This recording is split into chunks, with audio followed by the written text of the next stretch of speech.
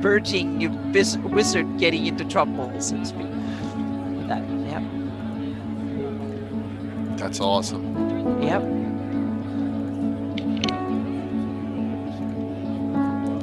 Let's see what we got here. We played a little bit over 1 day and 1 night in the campaign time. So Oh, cool. yep. Good. You know, great thing is you don't need to impress anyone with speed there. You can go at your own pace. Yeah, we kind Yeah. of wanted, and I didn't expect that much detailed play, but the players just ran wild with what happened, so that was awesome fun. So yeah. Good evening, everyone. Can you hear me out there? Hopefully. Hopefully, yeah, we'll see. No response yet, but that was new. Yeah. I was going to say, please, no shout-outs being Bjorked tonight. I would have hated that. Yep, they can hear you. Awesome!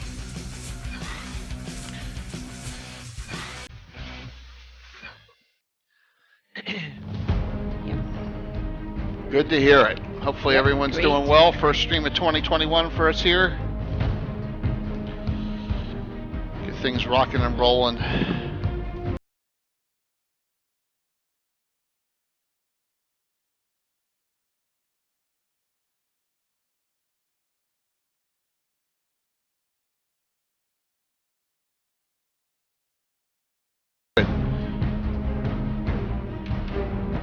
Don't need problems. Who needs problems, right?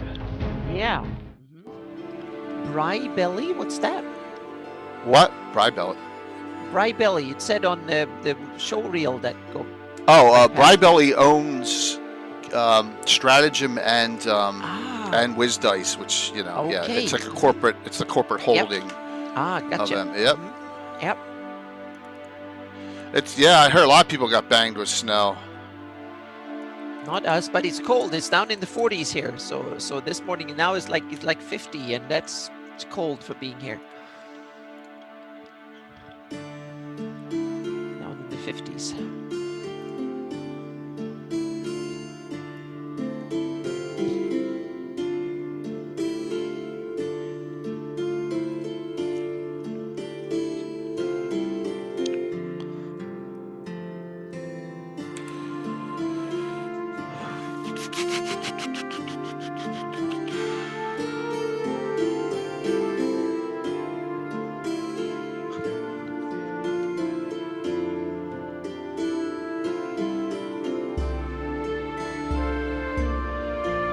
Cool, man.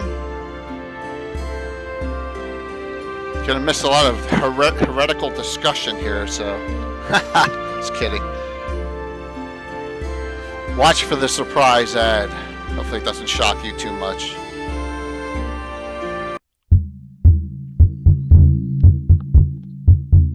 I just had to throw it in.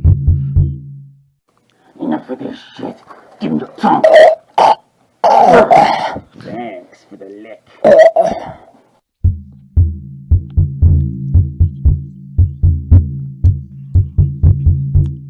Oh, that's the awesome shield. Yeah. Yeah, the mongrel shield. Yep.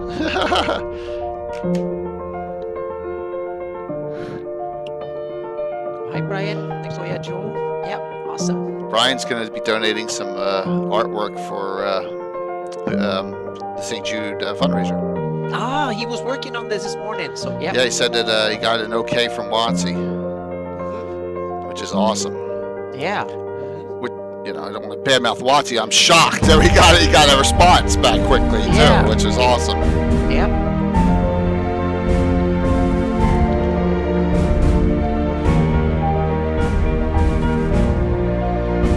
You like that? Yeah, that was Tim. Tim in his mongrel outfit.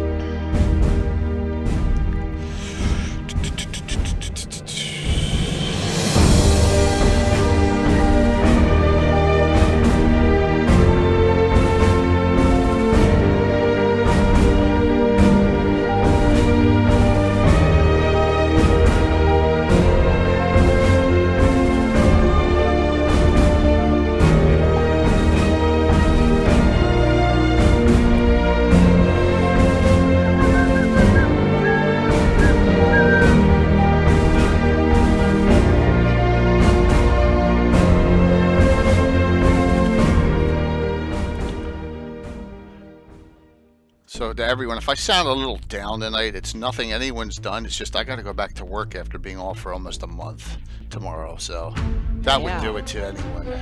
So Yep.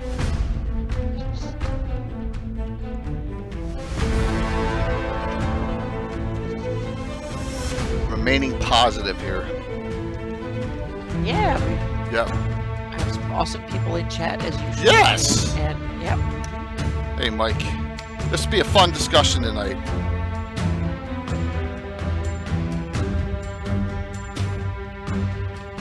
Yep. Whoops, I hit the wrong button. That was me. Whoops. I want to do a shout out. See, I'm going to move this forward a little bit. Yeah, that was me. There we go. You got your XSplit screens and you got your shout out screens, and they're on different ones, but they look the same like buttons. So there, I hit it right there, and then I hit that right there. Hey Cole, what's up?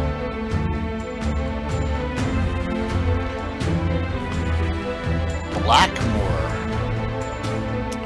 Ooh, well, we may have a gap the week after, because we're having trouble getting Alderon. We're having trouble getting a Living Greyhawk group set up.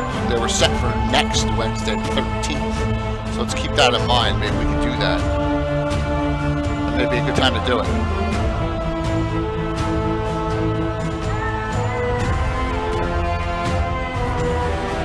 Alright, well, let's put that into the Legends and Lore schedule. And we'll see. I mean, Yeah, that's a great idea. Blackmore, we should have one. We can talk about both the Dave Arneson's Blackmore and but we need to have some experts, invite some experts on that, because I'm definitely not an expert on that part.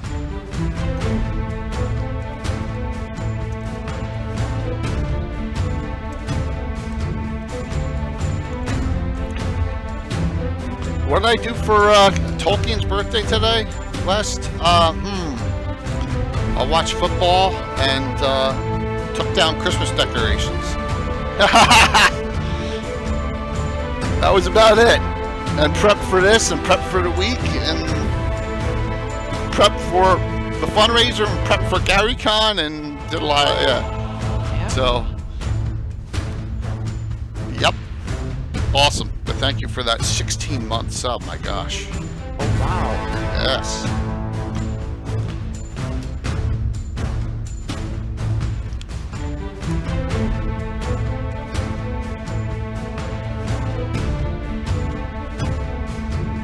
Alright, let me hit the right button now.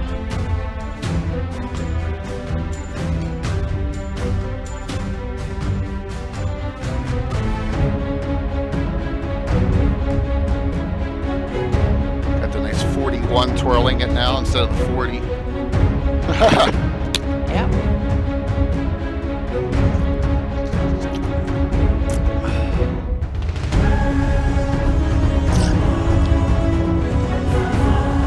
That's cool.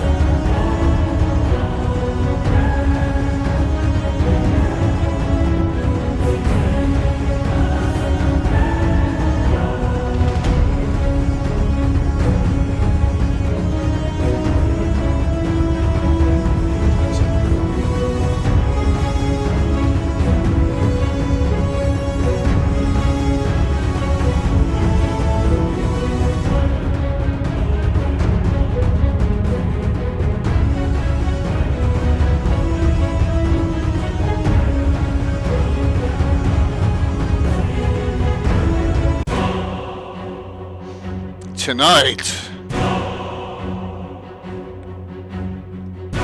this is not meant. Yes, Carlos's first game is still going on, Josh, not his second that Tim's playing in. So he's running late on that first game. So he can, yeah.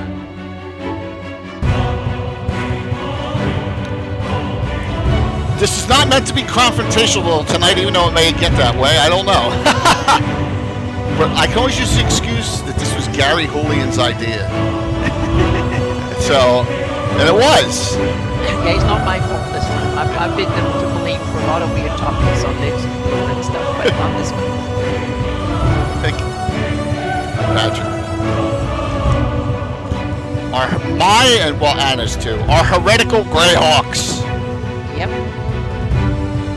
Guaranteed to make a Canonista or Cannoneer's head explode. How's that sound?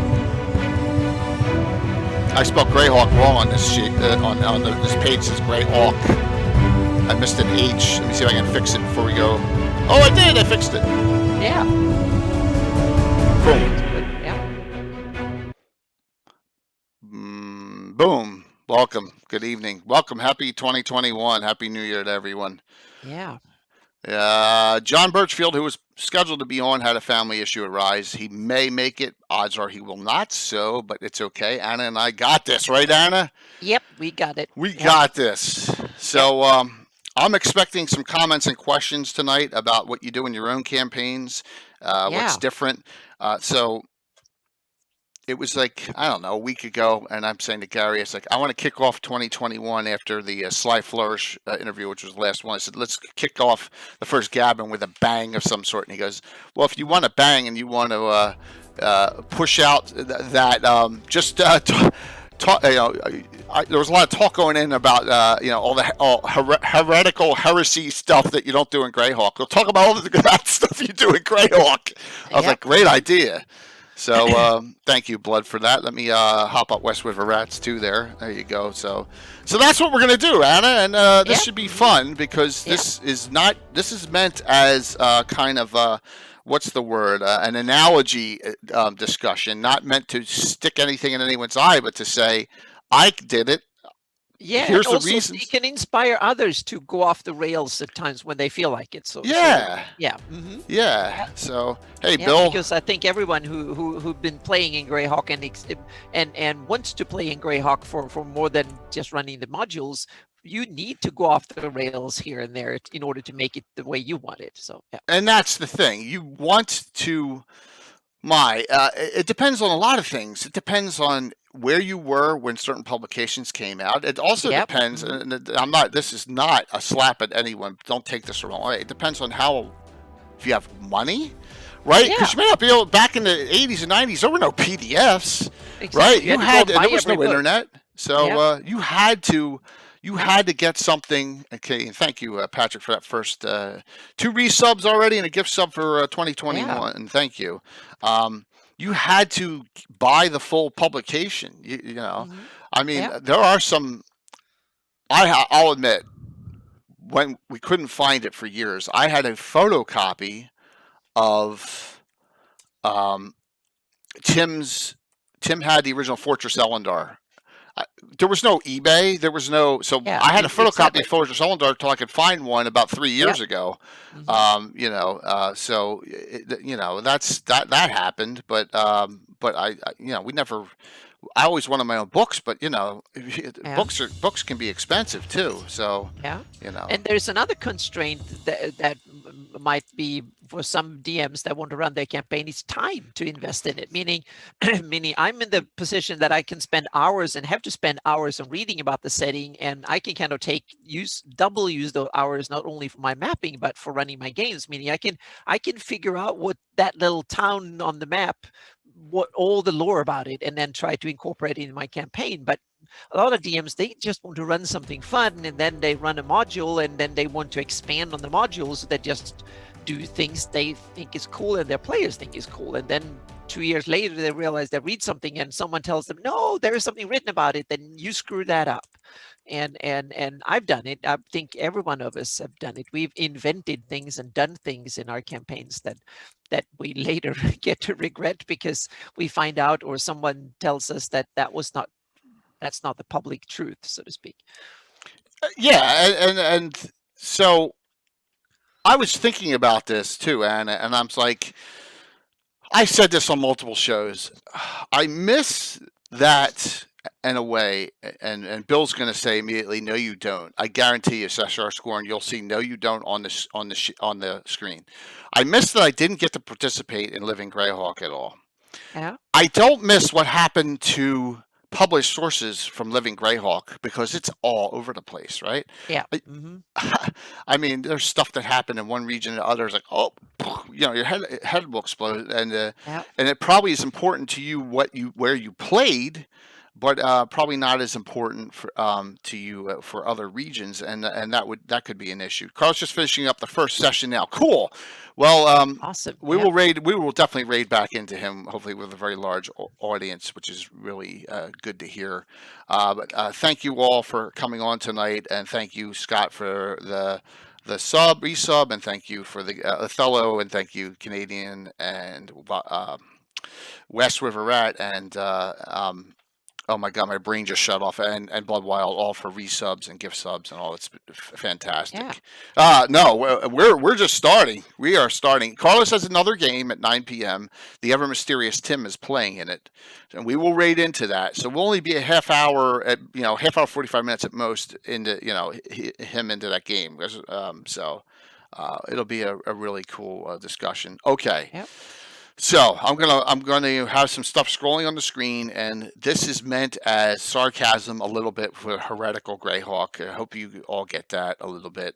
I love Greyhawk. It is my setting. Notice I don't DM anywhere else. I DM only Greyhawk settings. You have Tim, who does his city state, which is completely separate, but I play in that. So I don't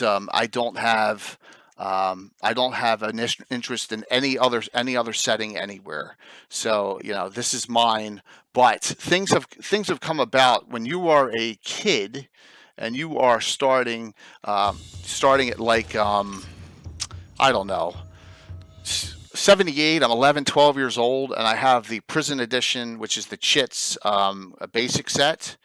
And then I get the first book I get is actually, and we talked about this, the Dungeon Master's Guide.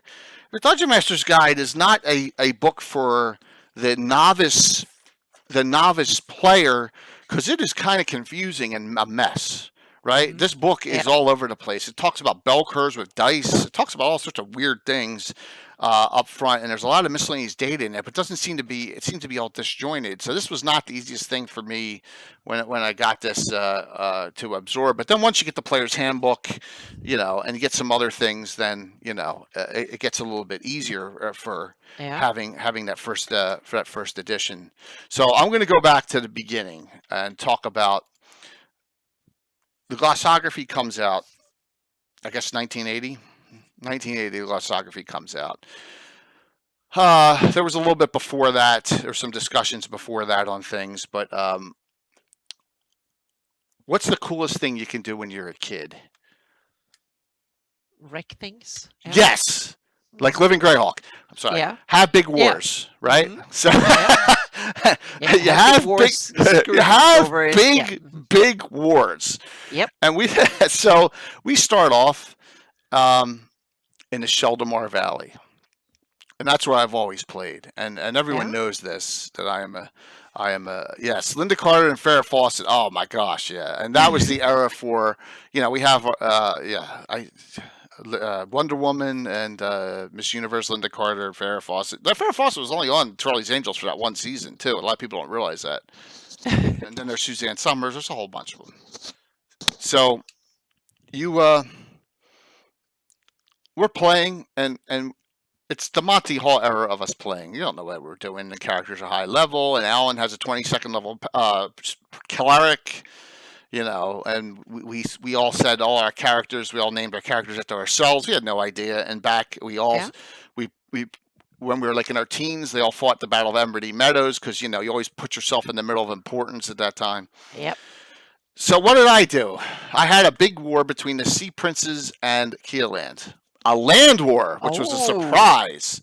This is pre-order so Vulik. Okay, but they are kind of neighbors, so yeah, through the Dreadwood. I'm thinking, look, the Sea Princes stuck through the holes. So the Sea Princes went north and attacked Keeland. Yes. Okay. Absolutely, and that formed the basis of a lot of the early discussion. That's an interesting take on yes, things. This is pre-order Vulik, so this is in the early days. So which one won? Keeland being the biggest.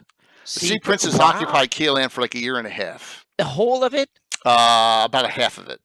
Okay. About a half of it. Yeah. But there were pockets. It's kind of like Baston. There were areas that did not. Now this is okay. Bill's going to go. He's going to stick his finger down his throat here. But there are areas, and I tried to find these maps. They're handwritten. I thought I scanned them in. I could not locate them. I wish I had them. I could not find them. But if we go to this map here, and I should have the principal. I should have the Keelan map.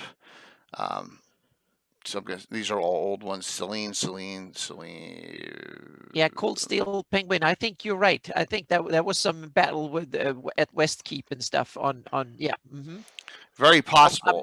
I'm not sure who wrote it, but I'm definitely sure I read about it. So yeah. Yeah, and so Cold. There's a lot. This is going to be all loose. Because remember, this is on grand scale. So a 12, 13-year-old is not very good at details. All right, so you risk pieces. See, you're Canadian. You're absolutely right. We used them too. That is freaking funny, man. That is hysterical. See, look, Bill's like, let me guess all about the Winchester lands.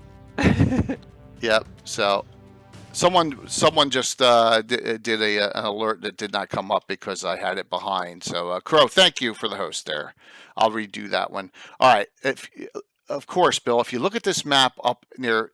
And here's another thing I got in a lot of trouble for. Upper middle to the right. You see Sunken Keep? Let's go real back and let's slap in the face of Alan. So Alan's character's 22nd level cleric built a fortress there the year before the war started. And then I destroyed it in 6 months during the war. So that was cruel. It was. Hey, Bishop, this is going to be a fun discussion. But notice Rushford and the Winchester estate. This is where the legend of the Winchesters come, and Bill's going to really stick his finger down his throat. But this area around Rushford and about 5 miles outside the Rushford most of Winchester the Winchesters are from Gradsul? They're Gradsul, yes, Gradsul? yes, Okay. and Rushford is like their hometown and their estate, as you can see on the map, and I placed it there. They held out, of course. And so the legends of the I love upkeep costs, Frank. Yeah, see, yes, I'm going into some really stuff that's kind of embarrassing that the kid did. So just note that. But the legend of the Winchesters grew because the Winchester family held out with their estate and Rushford in that area. And let me go back to the main screen now. I want to show it in a bigger map that Anna has placed on the map. So that gets all my characters all kind of the Winchesters. I always say they're the Dunedain of Greyhawk, and that makes them even more angry and all. So get to Heretical, Alan does not forgive me to this day. And another funny thing, I should have taken a picture, Bill. Bill about a year ago made a little round tower, and I did an adventure where we returned to it, and because it was on the river. It kind of sunk into part of the river, and there was a froggymoth in there, and there was a campfolts and all sorts of crazy stuff had started going into there. And I even had a Rakshas in there once. Bill made a tower that was sunk and put a frog figure on the top of it and gave it to Alan, and that drove Alan crazy. So those jokes go back, yeah. So that joke is 40 years old. Oh, dude, it's cool. Yeah, that's cool. Just so Bishop, just hang as far as you can, man. And thanks for the support. We're just having some fun on this discussion tonight. We're gonna, and I want to talk true heresy to Greyhawk. So that happened, and then the Duchy, the County of Ulick, the Principality of Ulick stayed neutral. Okay, and this goes back, and I asked this question, and this goes back into the tie-in to the Hateful Wars that we talked about with Tommy John Kelly. They stayed neutral. Selene fights joins up with Keelan because I hate that. This is pre all that. We're isolationist stuff because this is 1980, and the adventurers start getting this idea. Hey, if we form our organization of knights, then maybe we can stop stuff like this in the future. Well, eventually, Keelan pushes them back. Yeah. There's a series of adventures. There's the first adventure I ran with Tim and Walt. The Pomars rose up and came through the Sus and attacked Selene. So they were fighting against Selene. So all this cool stuff happened, which that could have happened in real, with the Selene Wars and all. And it's called the Battle of Sorrowful Death in Selene. I talk about all this, and this is where I'm going to be a nice guy, and I'm going to mention the Earth Journal. Okay. Yes. So if you want to get a synopsis of all this, which I really put it in synopsis form, to get back. Here it is. Earth Journal 28, which is the Gary Con 2 years ago edition. This was the first, this was on the page 2 in that one, and I talk about the whole thing. Now the timeline's a little, Bishop, thank you so very much for that, and that puts us on to another special hero point for Thursday night's monster game. It's going to be a monster. There it is, Earth Journal 28, the Gary Con print version, which I have here. And I've been offered, printed one. Yes, the first printed one in a while. I was offered $100 for this. Oh shit, where is it? Oh, it's here somewhere. Listen to me. I thought I put it right up on top, but I don't see it. My bad. All right, it's there. It's in that pile there. But yeah, it's the Gary Con print version. There's only 100 of them made. I'm never going to give that up, but it's got a lot of people's signatures on it with articles in it because it was the first reprint. And that's when the Order of Ulick was formed, and then that's when all this other stuff that we're going to talk about is formed. So don't think that you do something crazy, it's gonna be bad on your campaign. Because I've done the craziest stuff at all. I did a war. I started a war that didn't exist. Now let's do some timeline real quick to put this in perspective. Hey Jimmy, what's going on? Thank you, Canadian, for that. And we're up to 2 specials for tonight. Actually, one of the guys already has a special. One more thing. If you were generous and gave out specials during Tim's game last week, please note he keeps track of them and they hold over to the next adventure. So none of those were wasted. Just wanted you all to know that so you didn't feel like your cheers were wasted. They're going to get used. Trust me on that. What's going on, Jimmy? Good to see you. This is out. Okay, this has some great Greyhawk information. There's no deities in it. Yep. There's none. There are no deities in this book at all. I think the deity articles came out in 82. They came in the box set, I think, and maybe they were mentioned in Dragon before then. But I think the box set 83 had the first kind of more or less complete list of them. In 82, Roger Moore's articles come out, I believe. Yeah. You know, Gods of the Elves, all that, and some other deity ones. And then they collected most of that in the 83 box set. Nagoya, no. So Dragon, Earth Journal 28 was the first one that came out in a print. And then it was not until like 31 or 32 it came out in print again. There was like a special. It was a special one. Yeah, there was only 100 of them ever printed. Yep. So I guard that like gold so much I couldn't find it. Yep. There are no deities. Oh, all right. Trivia question for you smart people out there. Anna and I probably know this. What were the first 2 deities in Greyhawk? Let's see if the audience can get this. First 2 deities in Greyhawk. And like I said, the first 2 that are written about? First 2 that were used. Oh, they were used. Okay. H and H. Oh. Bill knows. Oh, so the 2 brothers, maybe? No, they were not. No. You gotta think outside the box on this. Are you ready? Odin and Thor.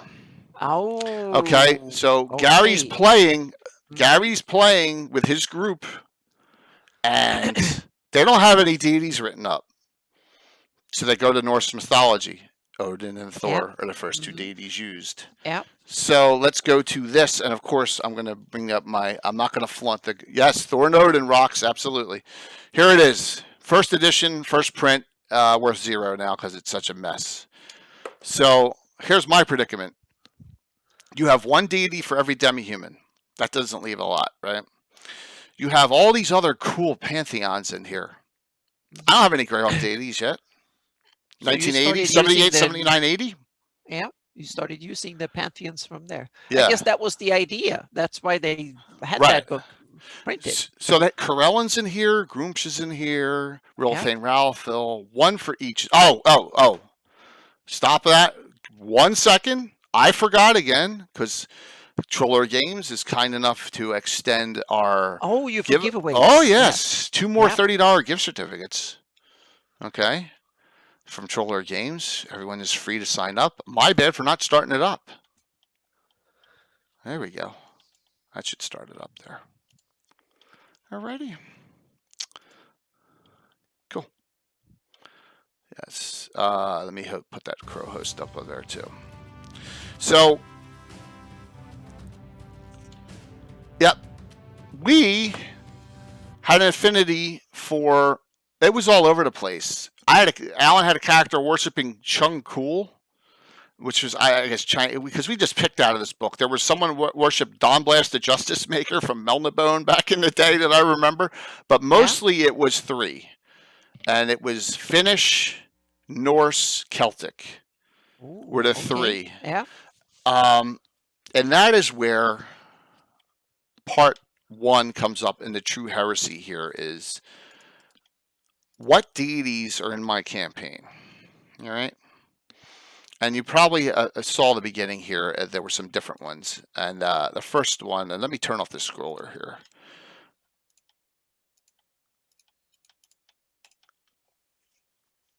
I kind of drew some story in afterwards, but the first one is the supreme god of the Kalevala, Ukko.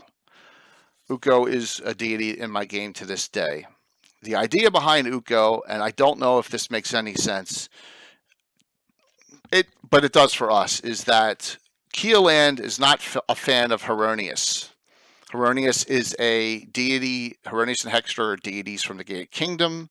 All the other knighthoods, the Knights of the Holy Shielding, the Knights of the Heart, all are Heronius worshippers. Yep. I don't see Keeland as a Pelor Rao kind of place. I just don't, right? I see them as they're not Iridian enough. They want to that they are different than they have a different culture than the Great Kingdom. So Heronius, Hextor, that constellation, and Pelor and Rao and the other ones, maybe Rao, but but not so much the other Iridian gods are kind of, I see them as second. So I've stayed away from Keeland. I never really adventured there. So to me, it's a little bit blank, half a blank slate, but I see it as different. I want to diversify it from the Great Kingdom and the culture of the Great Kingdom event. So yeah. So by the way, Patrick, who just gave our gift sub out, thank you. We had a great game. Yeah.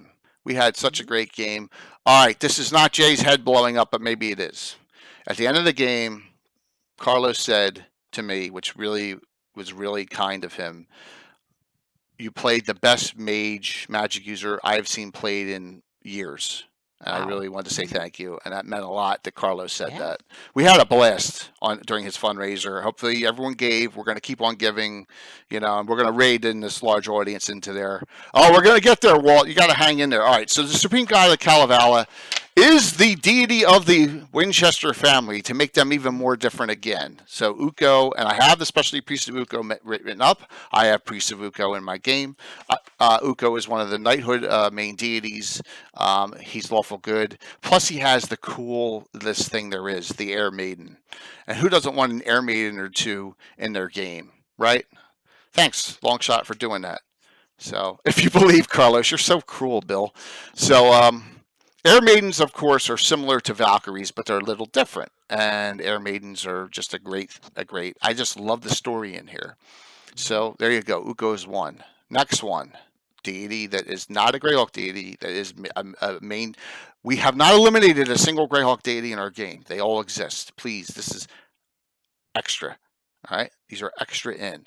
True heresy by bringing in other deities. This is one of 2 main evil deities in the game in our localized area of good versus evil, and that's Heisi, the Finnish god of evil. Now, this idea came from an adventure that was written, The Crypts of Istaris. I think it was out of Dungeon 10. I like the idea about, they mentioned a group that's very vague called the Dark Brotherhood. I was not a fan of the Scarlet Brotherhood even when I was 12. I was like, there's a bunch of monks over there on the peninsula, who cares? So, we kind of adopted this Dark Brotherhood. Well, the Dark Brotherhood has 2 evil deities, and here's their symbol. And you may have seen this on John's Blue Box show too. It is one of mine. This here represents. Shoot, did I just do that? Hold on. So this is what happens when I try and do stuff too quick. Preview update. There we go. That should do it. All right. This symbol here is the Dark Brotherhood. The chains represent binding of the rest of the world. The lightning up top is Heisi's symbol, and the pallid hand holding a dagger is a separate symbol. You played a great mage, just certainly trying to goad you into blasting spells blindly. Grape, see, hey, I tried, man. I tried to be restrained for a category character who didn't want to needlessly destroy and kill things, but when it came to certain things that were in the adventure, I can't say because Anna is here and hasn't played yet. She went for it. So, the second evil deity. One of my favorites in this book, Leviather, the Maiden of Pain. Now, here's another irony. She's a Forgotten Realms deity. That's true. So Forgotten Realms has ripped off deities and demigods too. So I really don't feel bad about it. Notice I had to nipple her out so I don't get a 30-day ban on Twitch in this picture. that's kind of that old drawing is. Yes, I kind of had to clean that up a little bit. Yeah. So Leviather is a mainstay of evil in the campaign and is one of the most brilliantly written. I love her in here, and her specialty priest is nasty. All right, so Halia and John's blue box. Now, if John was here, he'd be explaining this. Halia Thrain, he NPC'd her when I did session 0 for them. She's a priestess of Leviather. Every one of my head priestesses of Leviather who are up in the Dark Brotherhood, all their names begin with H. Right now, Holly, who's a 16th level priestess of the Leviather, is the head of the Dark Brotherhood. Okay, and so it's either Heisei or Leviather. They're functioning somewhere in this forest. They rouse up they rouse up the Pomars troops. Because I have the Pomars has no affiliation to all values. I don't think they should. Right? They really don't, Anna, right? The Ayus really does not much to do in canon with the Pomars. Right? No, not really. Yeah. I don't see that as his sphere of interest, so to speak. Maybe he wants to help them a bit so he can spew confusion and stuff like that. But on the other hand, he's so far away that it's not that easy. So exactly. Yeah. Exactly. By the way, give that Reaper I a minute. see the Scarlet Brotherhood much more likely to help Pomarsh because it's in their interest to kind of block the northern countries from getting out. So that's why I had them to invade both the Onval Peninsula and take over Blue in the Pomarsh because they wanted to aid the humanoids and they wanted to block the strait. So again, not straight. Yeah. Anna likes the Scarlet Brotherhood, which is okay in her heresy. Yeah, I like, but I don't want them to be all over the place. I don't have them being the masterminds that can upset anyone and murder anyone anywhere. No, not anywhere that way. But they are they're a power base. They have a secure power base, and they want to conquer a bit, and they have a different method going about it, so to speak. But they are not all powerful, can murder anyone, and they're way more. No, I saw that when the United Kingdom of Alyssa and King Sevener, when he's as ruthless as they are, so he could find thugs, and when the Scarlet Brotherhoods tried to murder his officials, he went after them bad, so to speak. So they are not they don't stand above everybody else in being some sort of super spooky whatever. No. That they have good, and they came out of nowhere, which they got the surprise in some reasons, but they don't have that much stamina yet, meaning they don't have a huge armies and stuff like that. So I see them as interesting, different, but not overbearingly powerful. So yeah. So the Dark Brotherhood goes back to day 1 in my campaign. I wanted a nemesis.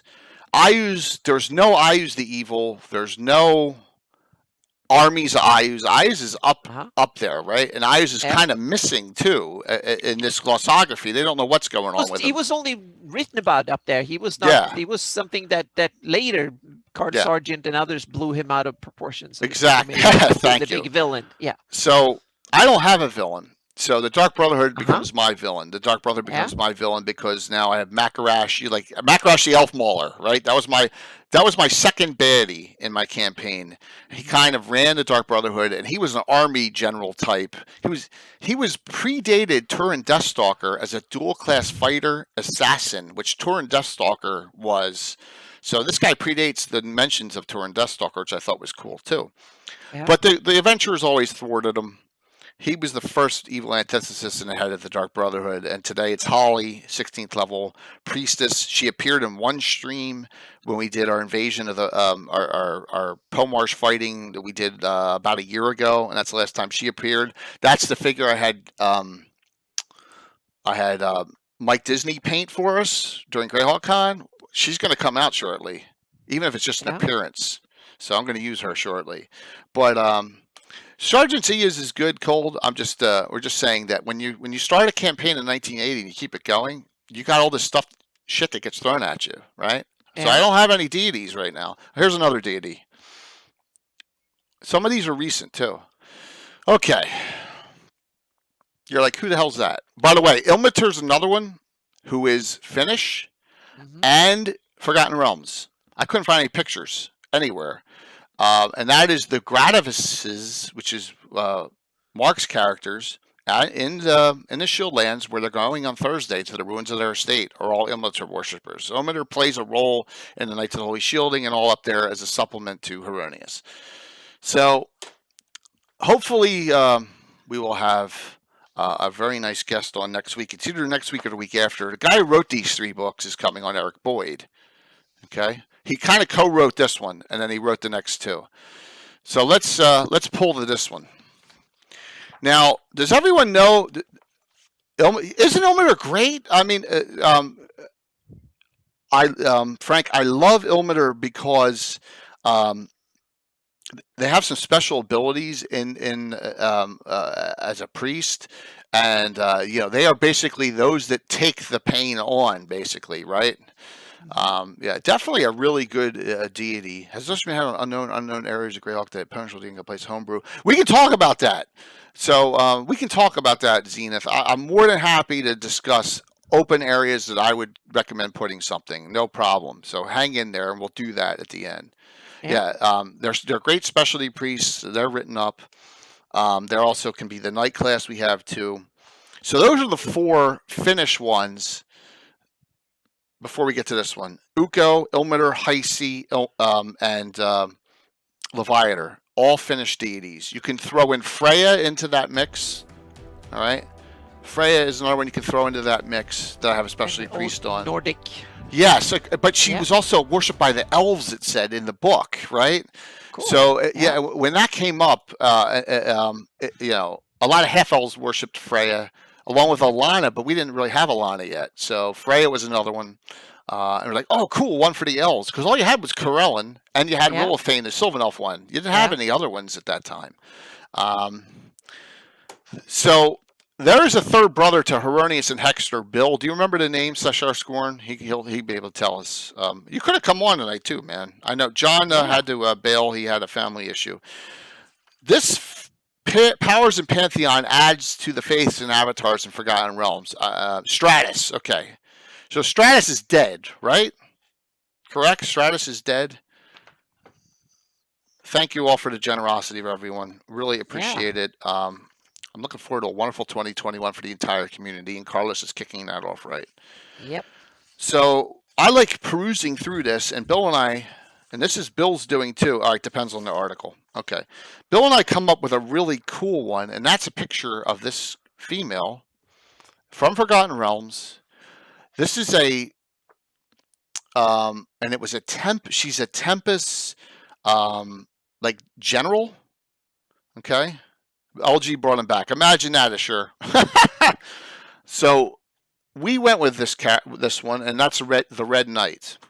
She's a goddess of battle strategy. Now, you have Heronius, lawful good, Hexter, lawful evil.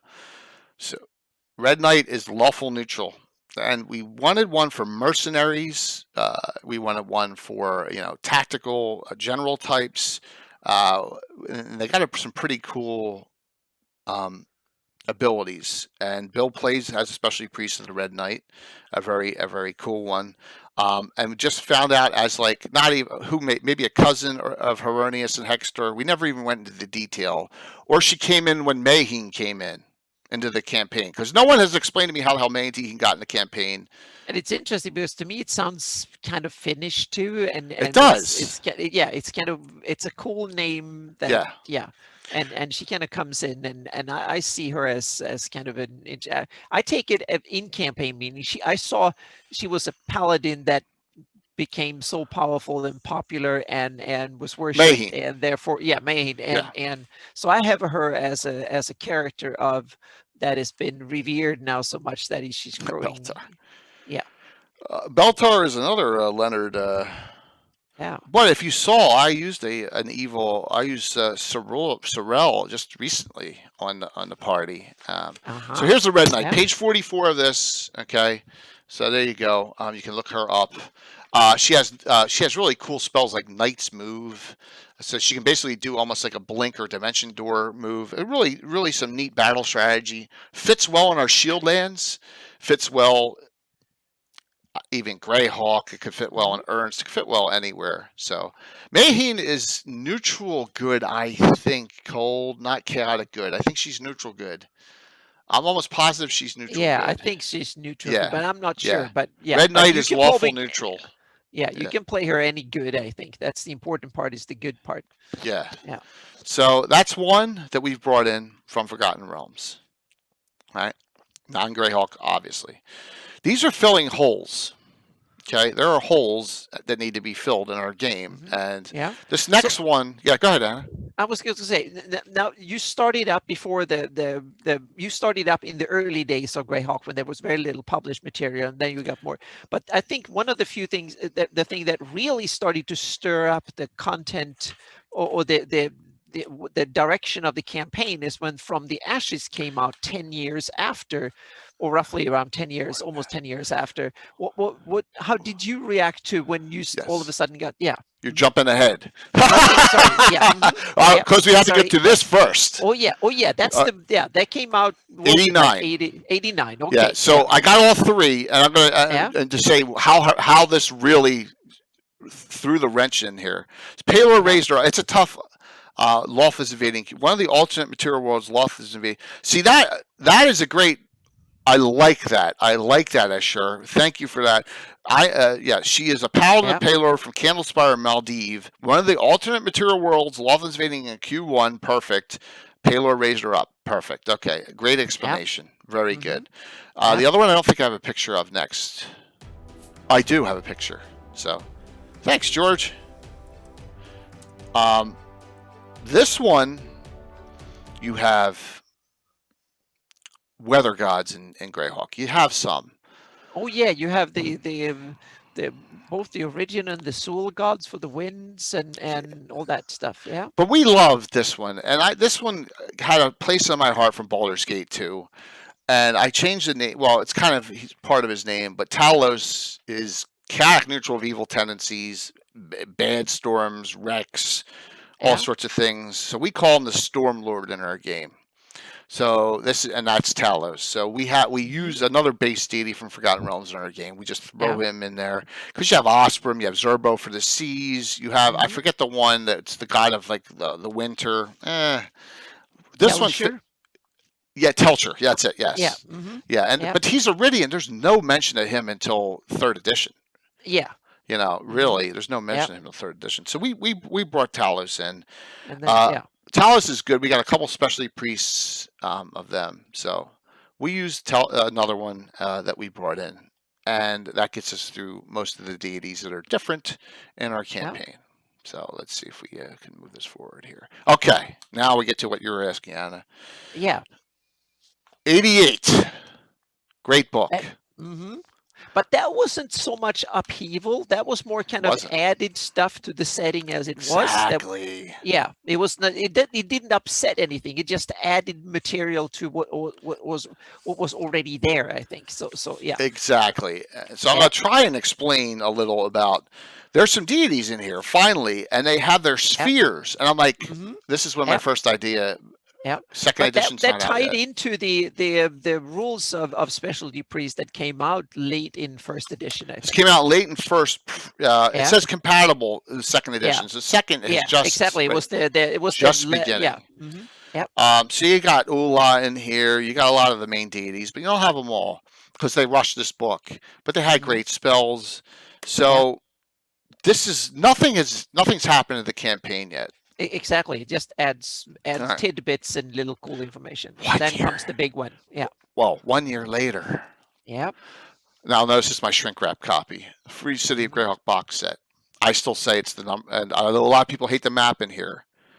Come on, guys! I don't hate the map at all, and especially I really like the one that is like the drawing of the city that is from that isometric perspective when you see the buildings and stuff. I really like that one. I don't like the layout of the city much, but I love that as an attempt to kind of portray what the city looks like. Absolutely, it's fantastic. Yeah, but there's a problem here in this Okay. book, and no one has ever. Maybe maybe someone can explain this to me.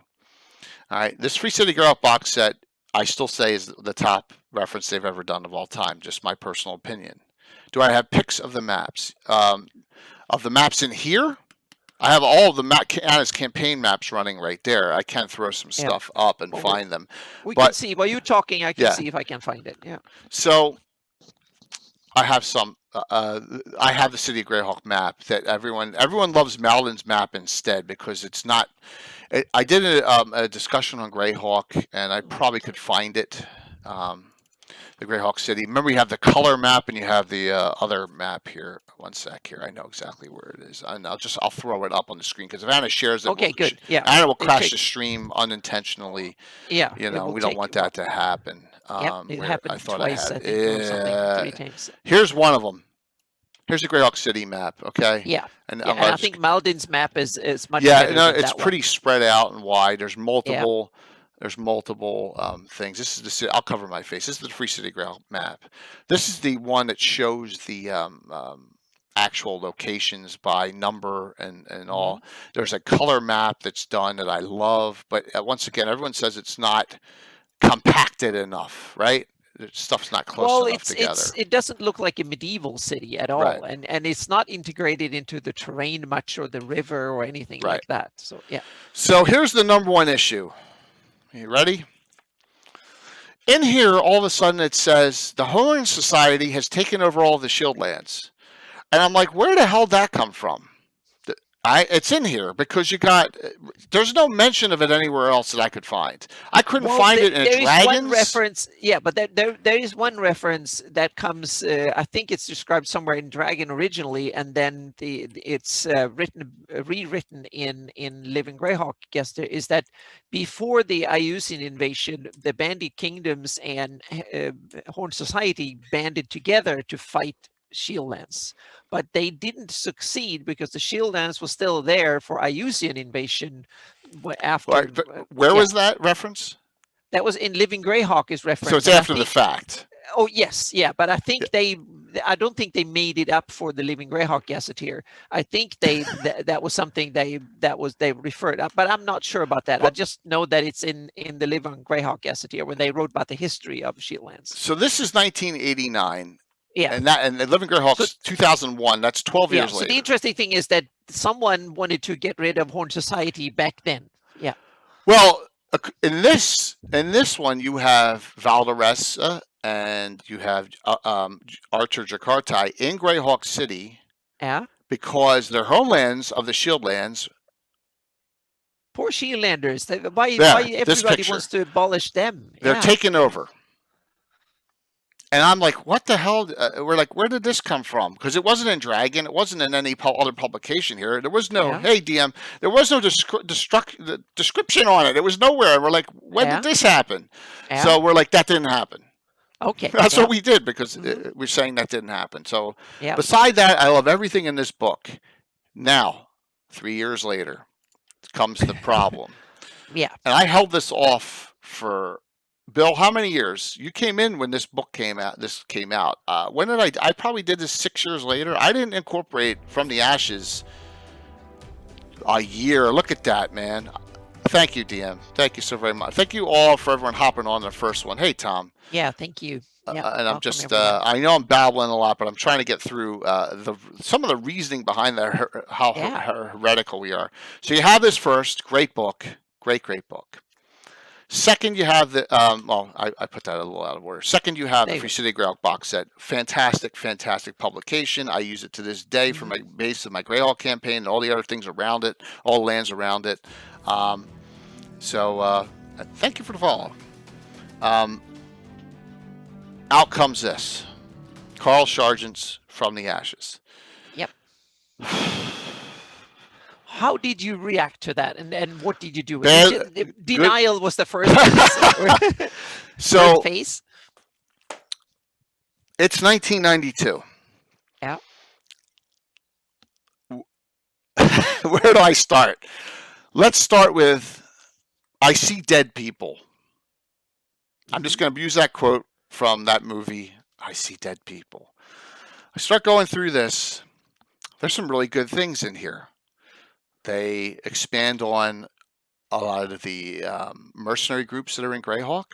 Oh yeah, the Greyhawk area got a good write-up in that part. The areas surrounding it are great. They discuss the whole Wild Coast. They discuss Narwhal. They discuss the Doom Grinder, which was great in here. We won't get to the future Doom Grinder. They discuss the Cairn Hills. They discuss the Aberrals. They discuss a lot in this book, right? A lot. They have some great stories like Varnafane, which I use this day. All wonderful, wonderful stories. Yeah. They just kill off all these people. They screw up the world. They change the world. Yep. Ayus takes over everything. 10. Yeah, large part of it. Yep. They take over. And Scarlet Brotherhood takes the rest. Shieldlands is gone for the second time in 3 years. Yeah. Right? And I'm like, how the hell did this? They ignored the first time. They ignored what happened in the Greyhawk box set, and then wrote up their own. Exactly. His own story. Yeah. They get rid of what happened in this box set.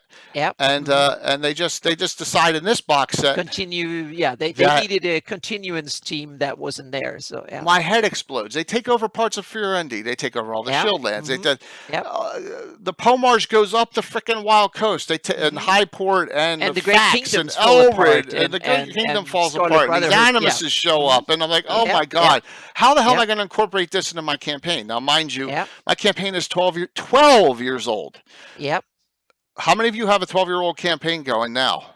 And what would it do to your campaign? I'm thinking to myself, how the hell am I going to incorporate all this? I can't. I can't incorporate all this. I can't do it. Did I skip Greyhawk Wars? No. So I ignored it. Yes, it's crazy, isn't it? It's kind of nuts. It's kind of nuts. The Animus is a little bit overboard. I can see some. Wow, 200 people. And thank you. I see some Animuses on here and there, but not 100,000 of them, or however many crazy amount there are in a Great Kingdom. Yeah, I don't think that, but they're at least probably a few hundred at least, or something. Yeah, I could see 50. Yeah, well, I think there's 50 named ones or something, but it's not that many. But because even what he wanted was his competitors and the people that ran provinces and stuff. So it's not the common man. I think it's the rulers of areas and stuff. That's where he went, of the provinces. Can I say something, please, out off the record or on the record? I have Wu-Tang is on, Piglet, Wily Hobbit, and Canadian Ancient Gabe are 3 of the 4 people I played with. Oh, awesome! Yep. And we kicked some butt with Carlos's game. I'll say that as a team, it was fantastic. Scott Fry, Wily Hobbit led the group, and we kicked some butt. It was awesome. So I wanted to say, yes, it was a fun game, good game, and we got it done. It was a blast. So, I see dead people. Let's start there. Yeah. In our campaign is one of the most key characters in our campaign, the liaison from the Shieldlands to the Order of Ulick, which is now 12 years old in my game. The Order of Ulick has liaisons in the Shieldlands. They have liaisons in the Vespy Forest. They have liaisons, or Selene, Principality Ulick, all over, right? The main one is, I'll go back to that, Valderessa Sharn. And they just kill her off. And I'm like, so she's dead. She just dies. She dies in the wars. Gone. I'm like, you got to be shitting me. They kill off Valderessa Sharn, one of the greatest characters I think that was in the Free City Greyhawk box set. So what do I do now? She's not dead. It's that simple. I just can't have her killed off. Secondly, this one's not as bad. They kill off Grimmy Fisher, the gnome, the funny gnome from the Fellowship of the Torch. Why would you kill the gnome off? I just don't get it. You could have killed off the stupid ranger in that group or one of the spellcasters. You killed the gnome who carries the rubber chicken around. That just makes no sense, right? Because he's a great character to interact with. So I have the Iron Brigade, the gnome, the gnome illusionist thief, and the druid halfling, the druid thief halfling, and those in our groups. They love hanging out with him, and they just kill him off. Was an arrow highly specific? Yes, DM, it was. I was like, oh my god! They kill off Ren of the Star. I could live with that. They kill off a whole bunch of other people. There's more death coming, and the more I delve into Living Greyhawk, the more death I see. So when I found out that they killed off in Living Greyhawk, I'm jumping ahead. When they killed off, and we were just there in our adventure. When they completely wiped Karstein off the map, Bavaria, that kind of pissed me off. I'm like, that ain't happening. So they kill Karstein and all her people. They kill everyone I love to use in other adventuring groups, Living Greyhawk and here. So first of all, you see dead people in my game all the time. Okay, well, that's what's going to happen. And you probably have one or two that you like. I like to use characters. Yeah, for me, it's and it was a good question. Cold Still Penguin is that it's for me in my game is not so much what I include, it's more what I exclude. I think is the biggest heresies, because I downplay. It's a bit like you will play in Star Wars and not talk about the characters that were in the movies, or if I played in Middle Earth, I wouldn't talk about Gandalf and the Ring and those stories much. So I don't want to rehash and use all the things from the modules and stuff. So I try to more or less actively avoid a lot of that stuff. So I make up my own. I use the writings on the setting, meaning in general, but not the specific module location. So what I do is that if I come, because I think a lot of the modules are too small and not too insignificant in order to if it's supposed to be significant, it needs to be bigger and more impressive. So I kind of change things like that. It's like there's like written like the pinnacle.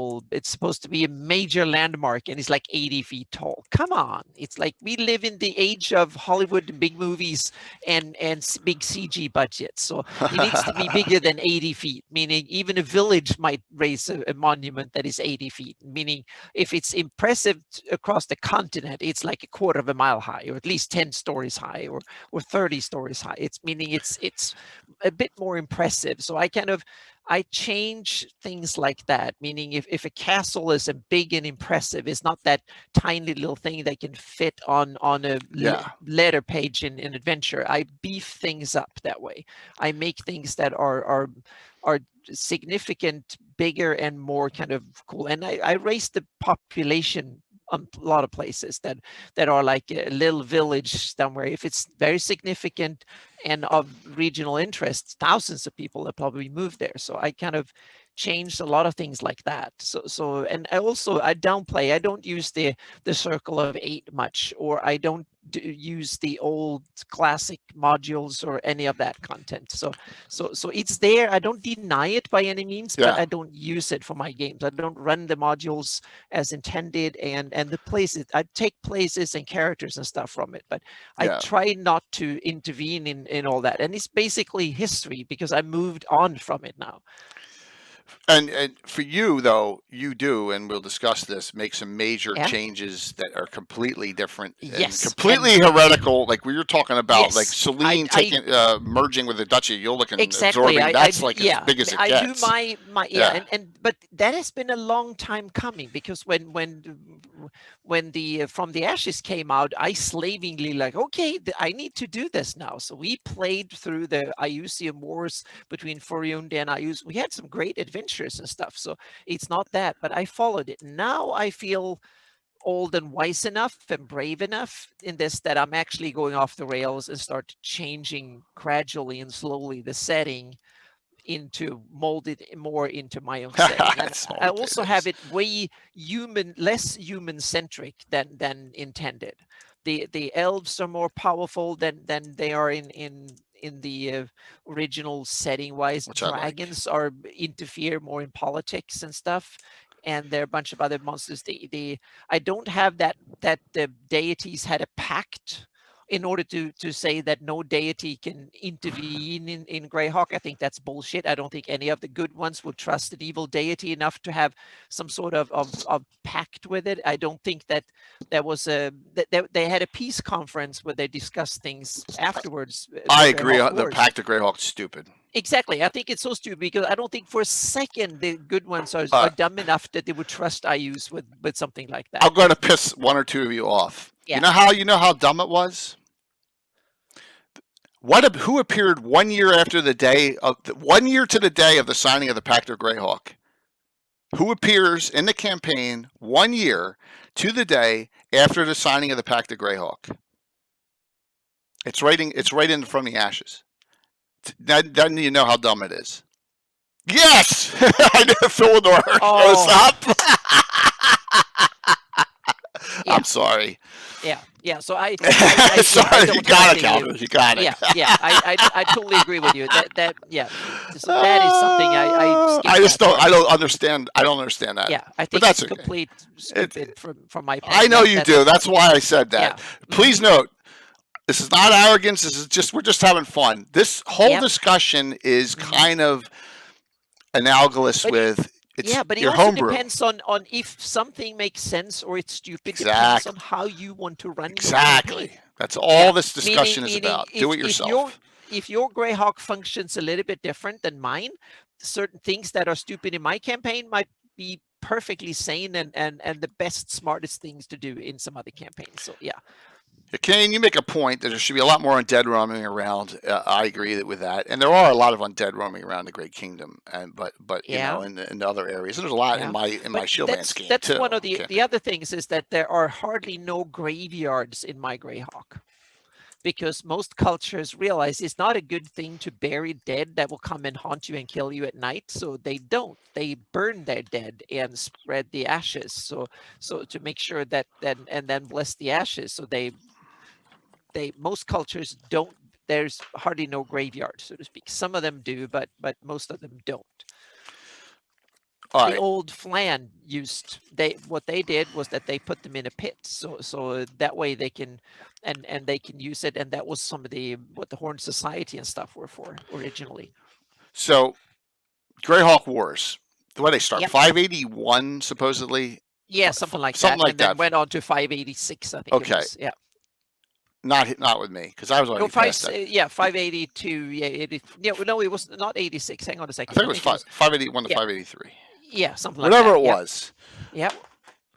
I'm like, it's 92, and I'm like, I can't do this yet. So I prep up for a point I'm going to do it, and it's an adventure called The Advances of Evil, and I'm going to merge what I can into it. And it takes me, because I put it off intentionally, because I'm trying to figure out what the hell to do with it. 585. Got back to the worst and back to Greyhawk. Yep. No pad. Yeah. True. I agree there too, Gary. I put it off intentionally, and I try and figure out what I'm going to meld in and what I'm not. So first of all, we see a lot of dead people roaming around in my game. Scarlet Brotherhood, you know, I'm just like, this taking over. Do they exist, or is they exist? Just okay? Yeah. I'm like, stay on the other side of the map. If you want to go into Monoland, you want to go. I just don't. I don't want them in my campaign. I got the Dark Brotherhood. I just don't want them. Yeah. All right. It gets worse. This thing gets worse. I was going to do this, but I was going to find a Knights of Luminous symbol, put it up, and put a big X through it. I stopped myself. All right. So I stopped myself from doing that. Yeah. The number one thing I hate from this more than anything is Selene in this thing. I hate. Oh, you mean them being isolationist? I hate it. I hate the Selene plot. And I'm going to tell you why. Yeah. I agree with you. I was going to say, I agree with you. I don't like that either. Yeah. I hate it. And I'm going to tell you why. Number one, and this is after the fact, and I can say I told you so, good. Melf is the head of the Knights of Luna, right? I think Luke so. has Yeah. no idea about it. He's like in the Carlos interview when he was on my show. He's like, "They did that. I had no idea. I didn't even know that existed." So Luke has no idea that the Knights of Luna. He's made Melf the head of the Knights of Luna. First off, so that was just made up. Secondly, my entire campaign from 1980, even before 1980, Selene and the Order of Ulick are the strongest of allies, even more than the Duchy and even more than the County of Ulick, because the Knights of Ulick came and saved them in the big battle of sorrowful death I had in the plains of Selene with the Susfars and the Pomarsh. So that goes all the way back to 79 back then. It's against everything that I've done in my campaign. Everything, because Selene is working with, and there's humans, a lot of humans in the World of Ulick. There's a lot of elves. There's a lot of half elves. All of them are Selenian natives. Gazumba's from Selene, right? They're all from Selene. Hawk's from Selene. All of Mark's characters and Tom's. They're all from Selene. I'm like, this is so stupid. She's decided now, and I understand that there's this bad blood between the Principality of Ulick and Selene because of the hateful wars, and that's the quote unquote excuse. But I have it in reverse. I have it that it's the Prince of Ulick is the one who is the douchebag. I'm sorry for using that term, but he's lawful. He's more lawful neutral. He doesn't get involved. He doesn't like the Order of Ulick. I have it in reverse because that's just the way it worked out. Yeah, I have a different take on it, but I agree with you that I completely dislike the isolationist neutral Selene. I hated that idea too. But I try to always, when it comes to published Greyhawk lore and stuff, I try to tweak it to work into my campaign because I just don't want to change it completely. Agree. I want to tweak it. So what I did was that, okay, the elves, they live for hundreds and probably even thousands of years, meaning they don't have to overreact on things initially. They take the long view. And so and they also, one other thing is that elves reproduce slowly and they don't have a large population, meaning wars with lots of dead elves is a bad thing. So they tend to be more worried about running off into wars, at least officially, and declare like total war, and we're going to go out there and kill you. So they tend to be more kind of do specialist pinprick attacks, use magic, and they're meaning they're technically skilled rather than mass combat, so to speak. And so they took the initial stand was to, okay, let's analyze this and do nothing in the meantime.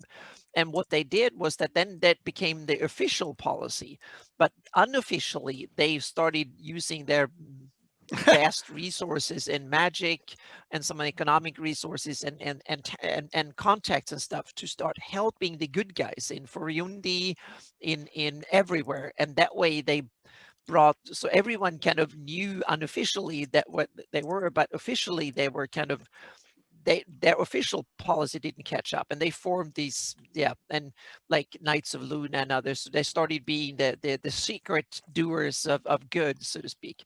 And that's how I took it in my campaign. And then they were so busy doing that, they barely didn't declare anything. And they're chaotic. They don't have institutions, and they don't do formal declarations and stuff like that other countries do. They just go about doing things.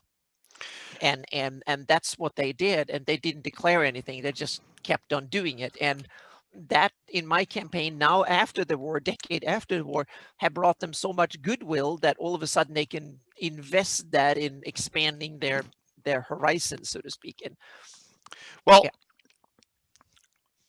for me, it's an explanation of a lot of half elves come from Selene in my campaign, and a lot of the elves were killed during that battle. And they need the good, reliable humans that they can trust, and that's another connection there. So, plus I have a knighthood that predates the Order of Selene, the Knights of Luna, by 10 years, right? And here it is. But I don't have the Knights of Luna, a formal knighthood, the same way that the Knights of the Heart or the Knight of the Shield. It's more Okay. like a secret thing Society? that it's a Okay. secret society that is run by the elite in Selene to do things, to do their Okay. political bidding, so they don't have to officially do it. They can just do it in secret. Like a lot of big powers, they have a secret organization that do their secret political agenda, so they can simply deny it and say, oh, we're not doing this officially, but then it's being Yeah. done anyway. So yeah. So everyone's making good points, and and one of the things I'm going to say in a fantasy setting is this: a lot of stuff doesn't make sense compared to the real world, right? So when you have stars, but they live thousands of years, and the amount currently alive should be huge, despite a slow reproductive rate. Not if they're getting killed off in a lot of wars. They're constantly in turmoil. There's a lot of ifs in that. No starships. I know, Gary. I know that's a good one too. No starships. So all right, I won't beat a dead horse on Selene. I do have my own knighthood, the Selenian Sysforest Night's Watch, and I forgot it is in. There's an entire. That's the article I forgot to snip. I think it's Earth Journal. I want to say 31 or 32.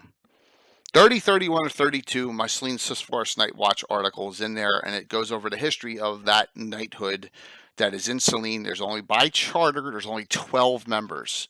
So that kind of limits it. And one of them is reserved for a human. Another thing that I would see as a slap, because with mutual cooperation with the humans. Once again, this predates this Free City Greyhawk box set. So, yes, Starship. We have another. The Starship discussion. No starships, no technology, no Starship gunpowder troopers in my campaign. Period. Yeah, nothing like that. All right. So, Heresy. Yeah. The From the Ashes set has some great things in it. Mm-hmm. It does. It has a lot of wonderful things.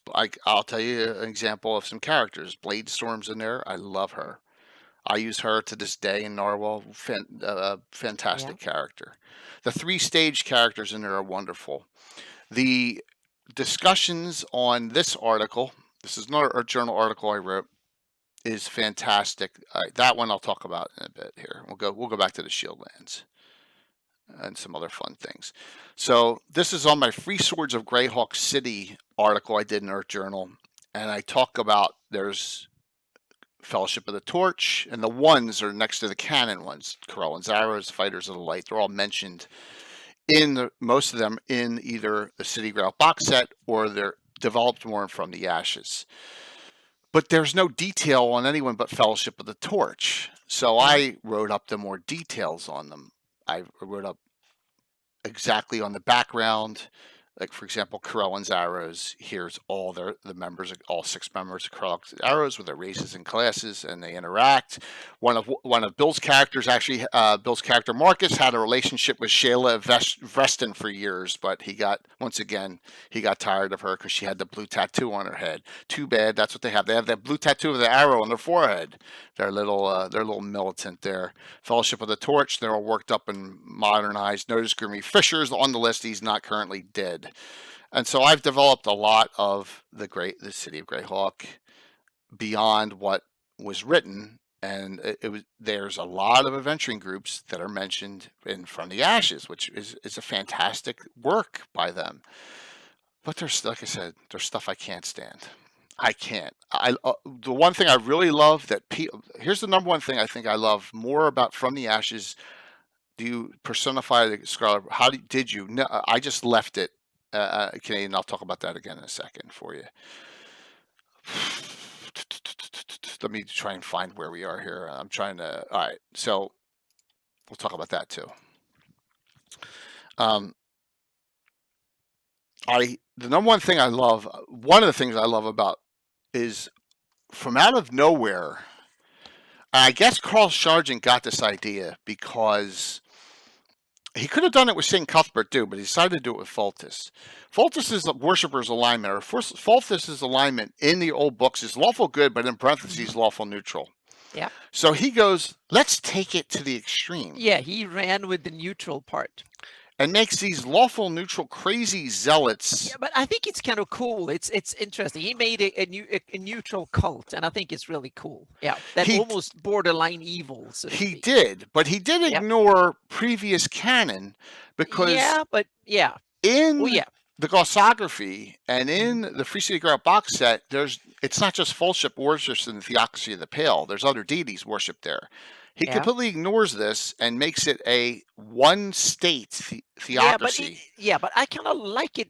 The idea kind of makes sense. I'm not to saying me. I don't like it. I'm just saying No. he ignored his own canon exactly. too. He did. Oh yeah, he did. Yep. Mm-hmm. Yeah. Yep. And they have become a thorn in the side of, and I love throwing, I hope you do too. I don't like just good and evil. I love that the lawful neutral, I said this to Ashur in Discord, lawful neutral Fultians and chaotic good Tritharians, they will come to blows. They will fight each other. They hate each other. Oh yeah. I love that about this From the Ashes Yep. box set. It is a cult. It is. And if you notice in a couple of these Shieldland series adventures I'm doing, now we're going back months, the lawful neutrals are, you would say they're almost lawful evil because they're just, they're rigid and you're like, that just makes no sense. Yeah, the morals have gone out of the place. It's the dogma that has taken over, whether it's moral or not. That's not really part of the question. It becomes dogma, belief, and follow the dogmas. That's. And I know a lot of people hate the lawful neutral only aspect of Fultus, which doesn't mean the lawful good aspect of Fultus is gone. It's just it is centralized in the Theocracy of the Pale. Oh, look what I found, Cold. Here, I'm sorry. There's the map we talked about. I found it. It was right here. So here's my map, and this is the Free City map. I've done an entire show on this map on Greyhawk. And I have one up. And I love that. Yeah, that I love this map. Having isometric view like that. Yeah, it's really cool. Yep. You know, so. But I like the fact that there are plenty of good deities and plenty of evil ones. So I like that they take Fultus and tweak him into to run a theocracy that is kind of not purely evil, but more kind of dogmatic and difficult, and you can run bureaucracy and Kafka-like kind of run into trouble and stuff. So I kind of really like that, as that adds flavor to the setting. So I like what Carl Sargent did with that. So there's a lawful evil cult of Fultus and Dimri, according to that's the sister cult, so to speak, or cousin cult to the Fultians, and they're probably even more evil. They're so die-hard fighters and tough people that they even stood up to both the Bandit Kingdom and the Ayusians. So it's kind of, and I also see that that's part of your enemy's enemy is your friend. So even the Nyrond can see the ones in Dimri, even if they would completely disagree on a whole bunch of things, they have the same enemies, so they can at least see eye to eye on that. And that is what I did in Shieldlands. Because there's a lot of openings in the Shieldlands, and there are now, because there's land, a lot of the theocracy is now, because the lands are more fertile further south, are now repopulating the Shieldlands, and that comes into play in my game. Now, here's my theory again. I think that Sargent decided not to do this with St. Cuthbert, because St. Cuthbert's the same exact alignment, lawful good with a lot of lawful neutral aspects, because of the fighting against Ayus. I think that wouldn't make as much sense. Yeah, Cuthbert has gone the other way. He's become more folksy, more kind of down to earth, good, and almost he's gone from being this kind of lawful banging people in the head, kind of follow me or else, to become more folksy, hero, good, down to earth deity. So it's interesting. You've taken the Fultians in Pale one way, and then when he describes the Cuthbertians in other places, it's the opposite. The goodness is enhanced, and the lawfulness is kind of put to the side a bit. And I think it's interesting. It's True, great. Gary. Yeah. So enough beating that, but I get to a point in the game. I got to implement I'm this. laughing at Canadian Ancient Gamer. It's awesome. Yeah, thank you. Well, yeah, and that's what I mean. Farlane walks the earth too. Yeah. Alana, there's a lot of them that do, and that's cool. Yeah. Get to a point, and in 1980, I'm going to say it's 89, we finish up our Vespy Forest campaign, which is, so this is right, not a whole setting in the Vespy Forest. Now, here's my another problem that happens. I use a lot of Celtic deities, and I use that's the first time the Master of the Hunt appears with his pack, because a crazy druid up in the middle of the Vespy summons this thing to obliterate everything there, right in the middle of this big fight. I love Cernus. There's an article, and I should have referenced it, about Celtic add-on deities. I think I have it here, so I can refer it for everyone. Hold on, give me 1 sec. Here it is right here. So if we go to dragon number, it says September of 1982. Okay, whatever dragon that is. It's a great article called Tuatha De Danann by Robin Emrys Atkinson, a revised Celtic mythos that expands on the deities and demigods. And Cernus is now in here, who's not in the original Cernus, who's not in the original deities and demigods. And that's Sylvanus is the closest thing to him in there, but Sylvanus is some Roman amalgamation of a deity. So Cernus, there's a way to summon Cernus, and if the good side summons Cernus, that night he'll wipe out every evil creature in the forest, and if the evil summons him, he'll wipe out every good creature in the forest to maintain the balance. So this is pre-wars, you got to understand. So I didn't realize what I was doing because I didn't know the From the Ashes box set was coming out. But that ties into the tradition. The balance was very much a Greyhawk thing, and that's one of the other heretics I've thrown out. I don't have much of the balance. The neutrality is not an active neutrality that Bash is making enemies with everybody. So the neutrals are the ones that want to stay out of the fray. They are the neutrals, not the ones that want to go in and be active in sorting things out. They end up being the good guys or the evil ones. Thank you for that, Steve. I love, like I said, I use Finnish, Celtic, and some Norse in my campaign, and the Celtic stuff is great for Druidic. So if you look at our main Druidic deities, we have Obadiah, which is like the ancient one, and so there's the Shalm, Alana, Rolfane, Ralphil, Cernus, and then the Master of the Hunt himself, which is another ripoff from Forgotten Realms. I've taken Malar and moved in. Leviather's Gary Leviather we talked about. I think you weren't on yet. Leviather's my top one, one of my favorites of all time. Love her, and all the bad things she does. The Maiden of Pain is wonderful. So I've done this all in the Vespy, and then there's this Vespy Forest. The Vile Clades appear out of nowhere, right, in that big fight. So I got that. I got all this other stuff that's just affecting my campaign everywhere from this From the Ashes set. I'm like, I got to figure out how to implement this. So we did an entire series of adventures, and I slowly implemented things here and there. It's probably, this is a guess. We haven't run Return of the Eight yet. I'm going to say it's 94. Or 95. I think it's 94. 2 years after it came out, I finally implemented it. I'm like, I got to implement it, or I can't move forward with anything else that comes out. And then, because the other thing, I was like, they just killed off Odaluk and Tensor. What the hell's wrong with them, right? In this, Rari the Traitor comes out. Robalar's going crazy, attacked with Rari and killed off, and Rari's now in the Bright Desert hanging out there, and no one's explained why. And then we all have our theories. Do we treat alignments as forces of nature? Well, that's a good question. That's a tough one, man, Princess. I don't.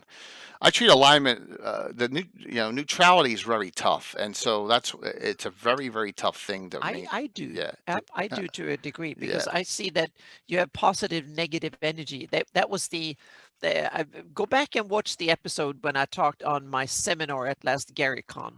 I talked about how D&D physics and how that works in my world. So yes, so I have alignments are basically, they're the top the faint remnant of the original world that only had positive and negative energy, and that led to death and undeath and the world kind of be so I see that evil has a tinge of negative energy, meaning they're against life, they're against the sides of happiness and stuff like that. So evil are the ones that if you align yourself enough with those forces, then negative energy and undeath is the ultimate, so to speak, when it comes to that. But it's not that it's not so overbearing. I'm still have a little bit of difficulty with the law and chaos. I see as much less of a force than good and evil, because good and evil is just that's the force of life and the force of death. It kind of in action, so to speak, behind motivations and stuff like that. That's how I see it. But law and chaos, I see more at different ways of going about things. So I see lawful and chaotic as much less of a force than good and evil is. And good and evil, you have the good, the life and unlife, and the positive and negative energy as the kind of the source for alignment, and that kind of drives through a lot of different creatures and stuff. That's how I see it. Gary, you missed the beginning. Besides me, I just talked about Red Knight, Talos, all Forgotten Realms, Malar, all Forgotten Realms. Spells. How many? I have Snowlock Snowball Swarm as a main spell in my campaign. Right? I have Agonizer Scorcher in my campaign. They're Forgotten Realms, right? A lot of spells, a ton of spells ripped off from Forgotten Realms. And if they're going to steal from us, I'm going to steal back. So, yes, I am a true heretic when it comes to that. But it's funny. Yeah, alignment languages I don't have per se. No. I don't. I've taken them away. So just two people can't communicate in a language just because they have the same alignment. Yeah. It comes up so rarely in my game. I can't remember the last time any of my player characters. I have it there for if there is maybe a sense and you're trying to relay something to someone, you don't want someone else. But it's not discussion. I don't even go there with it. Yeah. Alignment languages are kind of silly. They're on the sheet, but it's not something. I just haven't. I skipped that. I stopped using them very early on. A few years in the game, I realized that no. Gitana, you're correct. You relabel them, and that's exactly what I did. I mean, like I said, I call Talos the Stormlord. Like I said, Leviather and Immature are both in Forgotten Realms, even though they're finished deities. So, how about a trade language? Yeah, there is. There's Undercommon, which is technically a trade language, right? Yeah, and there's others. I have Beggar's Cant, which is right in the City of Greyhawk box set. And you have Merchant Chant too, because Gary wrote that about in the Gord books. So there's like a version of Thief's Cant that the traders use. All right, Gary, I'm going to answer your question. Yeah. And if you heard about this last week, I talked about it. I placed something in Forgotten Realms right in Keelland, right near your beloved, right in your beloved Keelland. Oh, something from Forgotten Realms? Oh, yeah. From these dungeon magazines, 5 of them. Okay. The Mirror of Dead Men. Okay. I put that swamp, attached it, and I had never asked Anna to put it on the map, but I probably should. The swamp of the Mirror of Dead Men, and Eric Boyd's one of the ones that wrote one of those, right? And I'm looking forward to trying to get him on shortly. They're great adventures. There's a series of 5, and I made it not as big as it is in these dungeons, but that's right from Forgotten Realms. And it's not a Ring of Myrkul, Mirkul. They're called Rings of Naral in my game, and player characters have them. When you get them at the end of, you can get some during the adventure as it goes. So there you go. I admit to it, Gary. Hopefully you don't kick me out of Cannon Fire now. Just kidding. Yeah. So, in addition to the deities, all right. In the Neverwinter Nights PC game, I think there's a true name stuff that's kind of related to alignment things. Yeah, it makes sense. But the true name, I have that on various creatures have a true name, so to speak. Yeah, and if you find it out, then you can use things like location spells and stuff like that. But you need to know, in order to find out where someone is using magical means and to teleport to them and locate them and stuff, you need to know the true name, and that's very, very difficult and to find out. So putting elements or 7 Sisters in your Greyhawk is a capital crime. All right. I have not done that. I will admit to this. I have stolen. There are some unbelievably great Seven Sisters spells in that reference book. One of them, I believe, was Flesh Shiver that I used on Oh, from during that Greyhawk adventure, the breaking the limbs. I think that yeah, comes right from the Seven Sisters book. cool. So Yeah. yeah. So it's there you go. But yeah, there's no elements or no specific Seven Sisters. There's no Drizzt roaming about. Carlos Lysing has a dragon behind him in some of his discussions with the Drizzt figure in the dragon's mouth, if you notice. So that is kind of yeah. That's a telling. Yep. That's funny, Big Mac. Hey, glad to see you on so late over there. Thank you. All right. Yep. It's So good to see you, David. I implement the From the Ashes, set it up so that there's going to be future battles in the Shield Lands, in Furundi, a Castle Elanestra, right? Have a big battle there. In the Vespy, we have a Druid group trying to reclaim the Defiled Glades. They're called the Reclaimers, so we never had a group name for them. So we have all that. We have all that going on based on. Gary's really going to get mad at me shortly. Oh, you maybe not. You won't get mad at me. So we have that all going on in the 90s. And we have a lot of other adventures being run. Like I said, that Mirror of Dead Men series, Eric Mona said that was the prelude for their idea for the adventure path. So what number are these? 60s? And they're like in the dungeon 60s. Did you ever determine what the Defiled Glades? They're still looking for the determination, Nagoya, but Wasn't that during the war with Ayus it's and during he the kind of Greyhawk Wars. yeah, Some kind of so evil artifact is somewhere, and uh-huh. there was Oh, big yeah. magics released Mhm. it basically. Yeah. But yeah, the Defiled Glades is a great place to adventure in, Mhm. and I use that, and they have reclaimed about 100 yards in a radius around the spot where they have their Druid Grove now. That group, the Reclaimers, we play them like once every 3 years. Because with 21 adventuring groups, that's what happens. Yeah. So you get to a point where that gets implemented. Then, as I said before, this gem comes out. Now there's the Roger Moore Greyhawk 2.5, which just reiterated some stuff in the other books, and then third edition's about to come out, and then this book comes out, Yeah. and I'm like, Now we're I talking can't. dynamite here. Yeah. I'm not doing anything with it.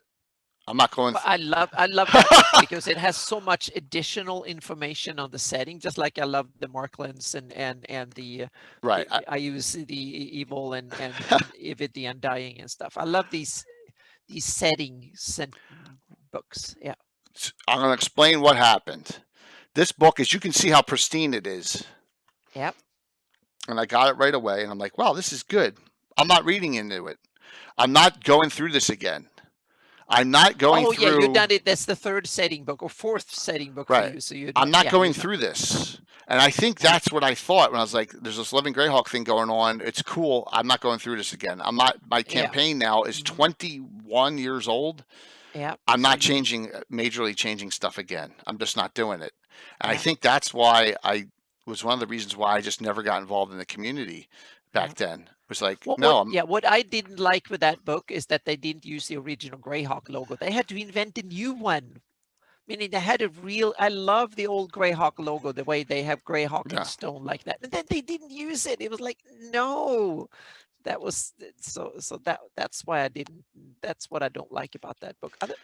Almost everything else in the book, I just love it. So yeah. It's a great book. I mean, I've been looking at it now because, now I have an open mind and to stuff. But back then I'm like, oh my God, they're changing all this stuff again. And then the stuff I'm glad I'm hearing the stuff that has happened in Living Greyhawk, but like, I don't know. There's no way and this is where I think you get to that spot and you got to embrace it or not. And that is why, and I left the slavers downstairs, my bad. Bold Mordenkainen, that's awesome, Gary. Is that so I'm not sure if Mordenkainen was, maybe he lost his hair and became old enough to became bold, but I love that picture on the title on the front page. I love that picture, but that's Mordenkainen and the dragon, like, yeah. if I'm going to embrace it, I'm going to embrace it full. So Yeah. pre-Living Greyhawk, and you can see how much these got used at. The covers are off. This, Hmm. the Marklands and Eyes the Evil, completely ripped off. Yeah. Man, have I used the stuff in these two? The story of the Torch of Groomsh and the Vespy, Grekt and Selric, and Yeah. they're the indigenous Groomsh orcs that hate the Ayus orcs, and they fight, and the Druids and other groups actually, and even the Knights of the Heart have allied with them. The enemy, my enemy, is Yeah. my Hmm. friend. For Yep. the time being, Knights of Ulick have done that, so I love these references. I think they're like the third best, and I also love the Hmm. Slavers reference, which comes out this Yeah. time too. And we ran Return of the Eight. They got Tensor back, and that was cool. And then had the others. It's funny how at the end of that adventure too, and I never understood this. The others just show up. There's no connection into the adventure at all. But you get Theodane, and you get Alamazad, and you get Warren and Starcoat, and they come in. But there's really no discussion on why they come in, and that's kind of a shame. I think it would have been cool if they really talked about Mordenkainen on why, but that's all right. So, and they came in, and that's where we are in our circle right now. Is the same. There hasn't been any changes since then, and that's like late '90s, right? There's no Oh no yeah, that came changes. out 2099, 2000, I think. Yeah. Yeah, no. Return of the Eight came out like it was before. I was like 96, Oh, 97. yeah, Return of the, I don't know when that Yeah, came out, but I think in yeah, Living Greyhawk Gazetteer was like 99, right. 2000, I think. Yeah. But I'm kind of glad, and I said this earlier already. I'm sad that I didn't meet people in Living Greyhawk, and it would have been fun to play with the Keylanders. I could have done it on the side. Didn't Yeah. even think about it then. But I'm glad it would have destroyed my campaign if I tried Yeah, to incorporate. It would have for destroyed me, it. when I hear a lot of the Yeah, stories, what they did in Living Greyhawk, I'm kind of no, that's yeah. yeah, I'm like you. I had my vision too much, and so on. So yeah. I'm both sad and glad that I missed Living Greyhawk. Yeah. Hmm. Absolutely. And that's one of the heresies I dare to say. That's a Yeah. huge heresy, I think, for a Yeah. lot of people, but Hmm. it's not a bad thing, because it's your situation. And my thought was, and looking back on it, I'm not going through this again. So I'm just cutting it off. So Yeah. I got the Player's Edition Handbook, third edition handbook. That's it, because I wanted to see what spells were in there. And there were a couple good spells. Searing Light's in there, Shield Other. Um, gosh, anyone help me. The Druid spell that you can put on your in your Druidic form or on one of your pets to give them +1 to hit. Oh my God. Oh, Shilala or Oh man, it's gonna not drive me. Yeah, Shilala. that was a good one too. My Magic Fang, Magic Fang, Oh, okay. Magic Yeah. Fang. That's it. That was good too.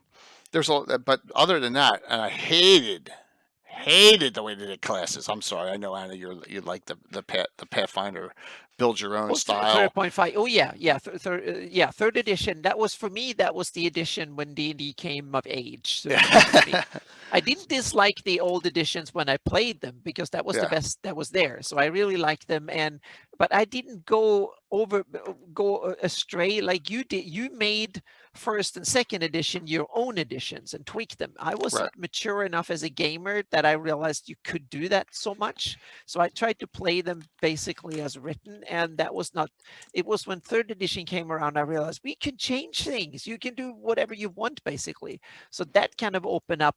That's when I matured as a gamer because I started to do things the way me and my players wanted. So with third edition, that's when I felt like I came of age as a gamer, and I started to be more systematic in my outlook and how I game. So I loved third edition for that way, but it was unbalanced and had its issues and whatnot. But and it became Monty Hall, it became over the board. But it was so cool to Became have min rules and a max. lot of awesome stuff. That was kind of fun. So yeah, And prestige prestige classes classes. Oh, I love prestige classes. They were so much fun. They were awesome fun. Yeah, and good prestige classes could make good first edition classes, right? yeah, mhm, So, well, a lot of them were still first edition classes back then, or there were yeah, second edition classes that we had converted. But occasionally, um, like I But don't know. The Dwarven yeah, Defender is very close to our Shield Thing class. yeah. I don't know if But Bill thought the about that when he made it, but you know, that's yeah. just But prestige the cool classes. thing I with understand. prestige class was a reward you can get for being done something real cool and gotten involved in some society or something. It was something you had to go and that was like going to Top Gun. It was like, damn, I'm part of the best, so to speak. Only a few get this training and we can do this. So that's what I love with prestige classes was kind of you could take the ordinary fighter, wizard, whatever, and turn them into something even better. That was kind of cool. Cold Yeah. Thief Acrobat was not the first prestige class. The first edition Bard was. Yes, exactly. That's a perfect example. The first edition Bard was a Bard, prestige by class. far. Yeah. Yep. Long And I before brought that out a couple months ago or a month ago Yep. or whatever and said, you know, that's, Yep. yeah. So not trying to shoot you down there, but just think about it. You go all the way up in Fighter, you go up in Thief, and then you're rewarded Yep. with a Bard, which is a powerful one, and you keep all the Fighter and Thief abilities. So Yeah. And it's also cool because Gary wrote about that in his books, the Gord books, because Geller, Gord's sidekick, is a bard, and they wrote about all his how he did things and so on and so forth. So it's kind of so it's kind of cool. Yeah, agreed, sure. So we never did it. We still have first edition bards, and we have characters to this day that are in their fighter or thief realm before they get to bard. And remember, I have 3 different types of bards. I have song bard, druidic skald bard, and illusionist bard. So I have so there's 3 different deviations of the bard in mine. So yeah, 1E bards are awesome, and if you go through all that to get to it, why wasn't Tezzeret resurrected? He was Canadian. He is in Return of the Eights. He wasn't resurrected because all his clones were destroyed by Rari and Robilar, but there's one left on Luna. I don't want to ruin it for you, and that's part of the adventure of Return of the Eight. And that's what you have to do. You find out that clone or that whatever of him and bring him back that way. So, yeah. Mystara. I didn't know what the Mystara Bard was, Blood, which was not spellcast. I've heard them today. Same with, you know, and the Merfolk have subclass. I don't know about that, but Mac, I assume Tritons and stuff like that, and Merfolk can class up as underwater adventure, just like a half elf could, or an elf or something. I don't see why not. Yeah, LG killed him off again. Are you kidding me? Sure. Uh-oh. They killed Tensor off a second time in LG. I did not know. Damn. See, that's just so. Yeah, it is Roger Moore. Gary, it is. It's so Roger Moore. I did not know that they killed him off a second time. Oh my God. So I would have, and just like Jason Zavoda, and if you ever saw Jason or heard Jason on our discussions, he would have gotten thrown out of Living Greyhawk right off the bat. I would have gotten thrown out too. Like I said, they killed Karestein off. If they killed Tensor off again, I'm like, oh, come on, this is getting old. Yeah. Do you know how many times the Circle of Eight get killed? They get killed off before. They all get killed off in the Falcon series, which is 2nd edition. So the Falcon kills them all off once. And then they come back, all of them or most of them? Or? All of them. You get them all back in the Falcon series. Then you kill them off, a couple of them off in 3rd edition. I'm sorry, From the Ashes, which is still 2nd edition. Yeah. It's like crazy. I think for me, it's way too much focus on one group of characters that don't run things. Meaning we have a cabal of some of the most powerful spellcasters in the country, and they don't even run the city. Meaning if you live and work in there, they will basically just take it over and have ambitions, so to speak, unless they simply are the ones that make sure that the Thieves Guild run its city in their name, so or not formally but informally. So yeah. The ferry work a union whacked him. That's funny. That's a good one. So you get to a point and where I just said enough. Enough was enough, and I just went my own direction. Yeah. And if there's something I like somewhere, and I want to incorporate it, I will. Yeah. Right? And a little tidbit here and there. Yeah. It's like me. I took so many settlements and stuff from Living Greyhawk, but I didn't take the stories from it. Right.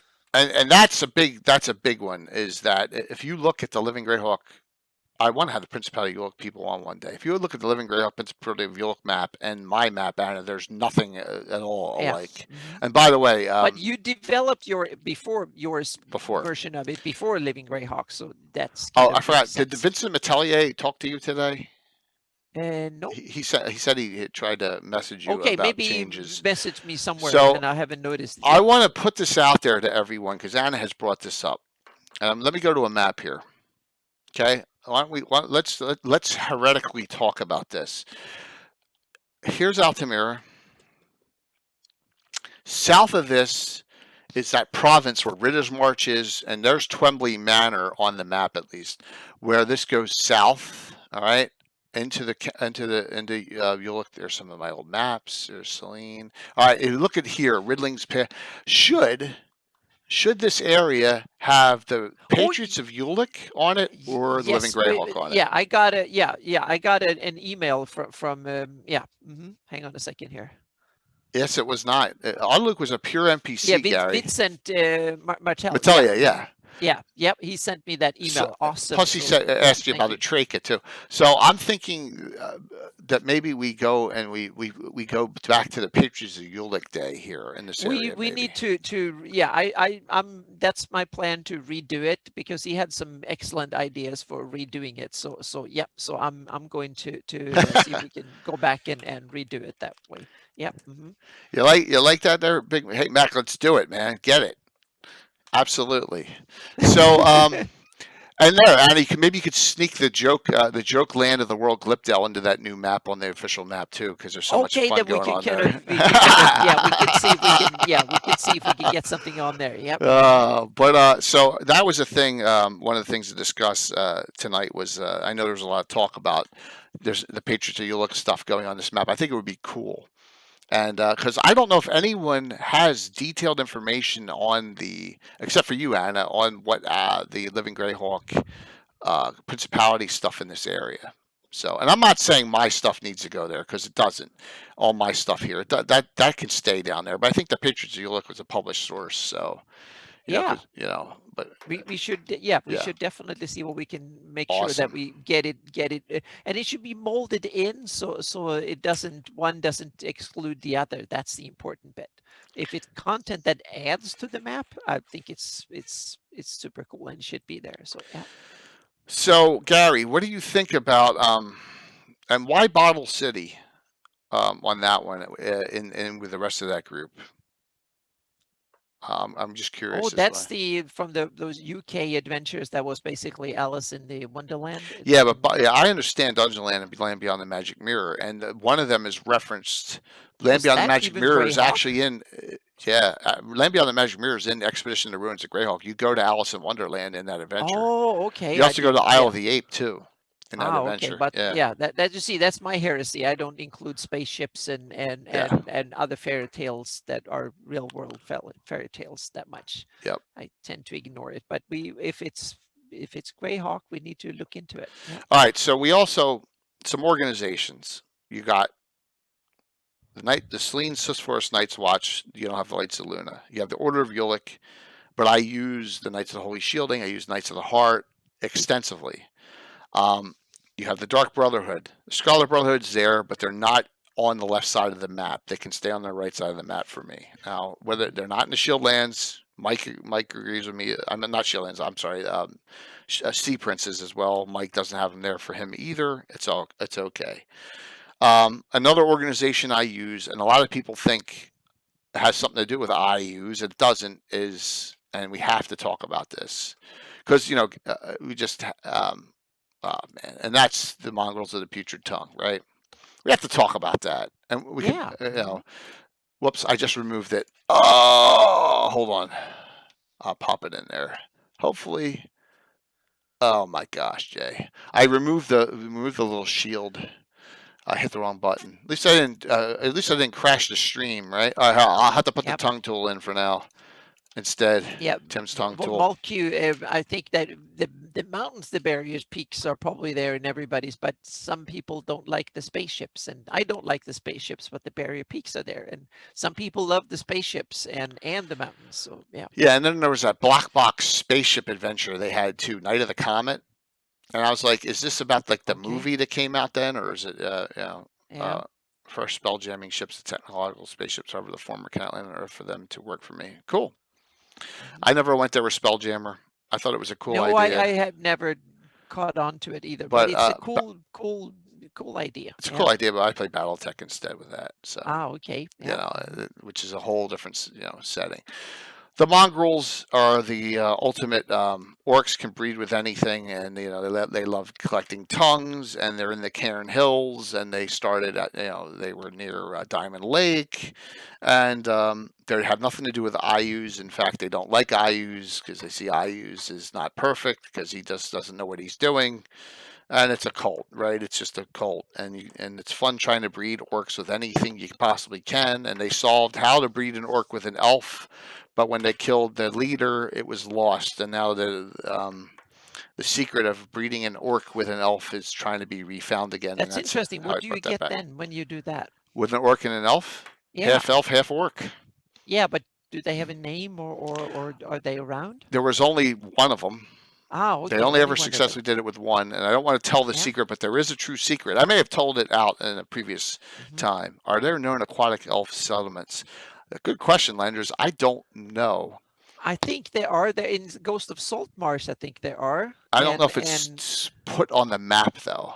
I think, yeah, hang on a second. No, I'm not sure I put them on the map, but there is, yeah, I tried to, let's see, I think there are Sahagins down there in the Sahagin Fortress. Yep, it's on the map. Okay, cool. Yep. The Sahagwan fortresses, but not a settlement of aquatic elves. No, well, that's, aren't Sahagin aquatic elves? No. Okay, see, I don't Sahagwan know are that sea much. devils. Oh, here comes. Okay. All right, John's coming on. So we can talk about the Yay. crossovers and Awesome. heresy. Yep. We can get into some true heresy now. Yep. John! Hey, Jay. Hey, Anna. Hey. Awesome. Hey. Good to see you again. Good to see you, too. Yes, sorry I'm running late. No, don't worry about No it. problem. I'm Yep. Carlos- doing about 10 o'clock or so tonight, your time. Should be a little bit past that. It's been a crazy week. It's all good. Kinds of fun COVID family stuff here, and then Nashville Uh-oh. bombings and all kinds of craziness. You've Yeah, had I heard some something nutty that you're an stuff. overachiever and managed to do it twice. So That's yeah. exactly right. I In- did. Yeah. I did, and I did it better the second time. So Okay. Wow. Yep. Yep. But you're always doing everything thoroughly. So you once is not enough. So yep. thank have to you. be Thank you. better So- than everybody else. Yep. Mhm. John, we're going to run a little late tonight now that John's on, obviously. So, but we will raid into Carlos's fundraiser because the ever mysterious Tim definitely is playing in that one tonight. So we'll get Okay, into that. cool. Yeah. We're talking heresy, and we've gone through all my Finnish deities, and Leviather is not a Greyhawk deity, John, and you know that. And the Dark Brotherhood follows Leviather and Hycene, they're both Finnish gods. What do you think about that? No, I think that's right, and I like the fact that you've got. I think, but what both of you and I do in our campaigns is we mirror so closely to so much of Greyhawk canon, but then you have these off spurts and these things which are the additional. Hey guys, good to see you. These additional elements that you've added through the years, and congratulations on 41. Love the new logo. Thank you. It Thank looks you. fantastic. And I think what that also does is it prevents a certain staleness to the content. When you're adding your custom, your custom content, your custom gods, your custom priests, specialty priests, all of these cities, the elements, the bastions, all up and down that you've created. It is taking so much of what is already the wonderful lore of Greyhawk and in appropriateness and context, it is growing it in a way that I think is so honoring to the original game. Thank you. And Bishop, wow, that was crazy, man. Thank you so very much. They're going to need all these special hero points Thursday night. Trust me on this. Super high level, which is 11th in my game. Oh, yeah. It's going to, and a finale of something. Thanks, John. Thank you. Yeah. It's, And Steve was just pointing out, I've done some of this myself, and probably among the more heretical things I've done is I've included you know, some stuff from other fantasy genres. The Wheel of Time really was a heavy influence on my creature, the Paling, which is a Myrdal, sort of a mashup between a Myrdal and a doppelganger. And, you know, that has been a principal villain, type of villain inside of my stories. But again, I feel like it's so consistent with the thematic elements of Greyhawk. It feels like it belongs there, and I think it's been a fun thing to add. And that's great that you have done. You have done that, and so a little background. Halia. John played I said this earlier, in the session 0 that I ran, and she turned on the party, and she's a Dark Brotherhood priestess, right? Right. And that set it all up, and is one of those, you know. And then John also has Ashrin, who's the 4th daughter of House Thronedale. John's run with them. No direction from me. He's done what he's wanted with them, and that's great. And that's, you know, we got tied in elements, but we have our own things going on, and that's the awesome thing. It was kind of funny with Halia, Jay, because I remember when we first started talking about that NPC before session 0, and you asked me to come up with a name, and I didn't really. I think at that point I didn't even know that you had the primarily H-driven names of the people. And I chose Halia, and you're like, "That's perfect. Holly is the lead." Exactly. It was awesome. It was perfectly awesome. You know what? Man, I hope I can find this. Oh, can I find this? Oh, I don't know. Here's this it. Oh, that's unpainted. All right, so there's the unpainted Holly. It's painted now in its entirety by Mike Disney. I have a painted version, and it's going to be coming out shortly, maybe during the fundraiser. Yeah. So he crushed that. It's beautiful. I cannot wait with that. With the cat of nine tails added on, and it's a wonderful, wonderful figure. Cannot wait to use that character. Has everyone ever done a Greyhawk campaign where they destroy the city Greyhawk to get the rest of their flies a chance to do stuff? Oh my God, Big Mac. Living Greyhawk destroyed everything. Living Greyhawk destroyed Narwhal. Okay, and I'm like, no. They destroyed. Well, they raised. Yeah, Narwhal. they had an invade. Yeah, they had an invasion and some of the stuff. Yeah, they razed it to the ground. Yep. Mm-hmm. They killed everyone in Narwhal during. Yep, they did. Yeah, they did horrible stuff like that. It is. They didn't touch Greyhawk, and I haven't. They weren't allowed to. Yeah. They weren't. Otherwise, they would have. They would have.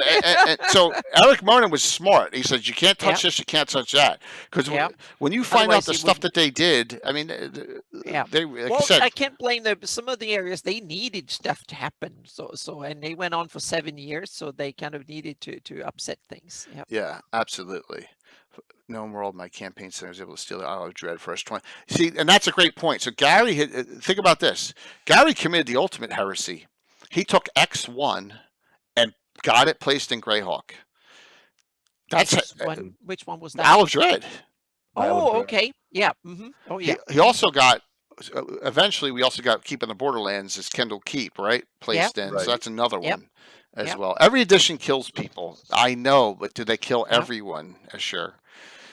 Right? It seems like no one did not die in Living Greyhawk, but I'm being sarcastic and over the top to stress the heresy part of this whole discussion. And I really appreciate all the people on tonight that are kind of having fun with this, because the whole point, John, is make Greyhawk your own. That's the only point I'm trying to make tonight. Does that make sense? No, I love that. And a quick question. Myamorph, he's talking about my Sunday campaign. Yeah, the one-armed pirate, he's still alive. He's still kicking, but I've got in both my campaigns, I've got a PC that is near death, and that is the cliffhanger in both of those. But back to the Greyhawk heresy.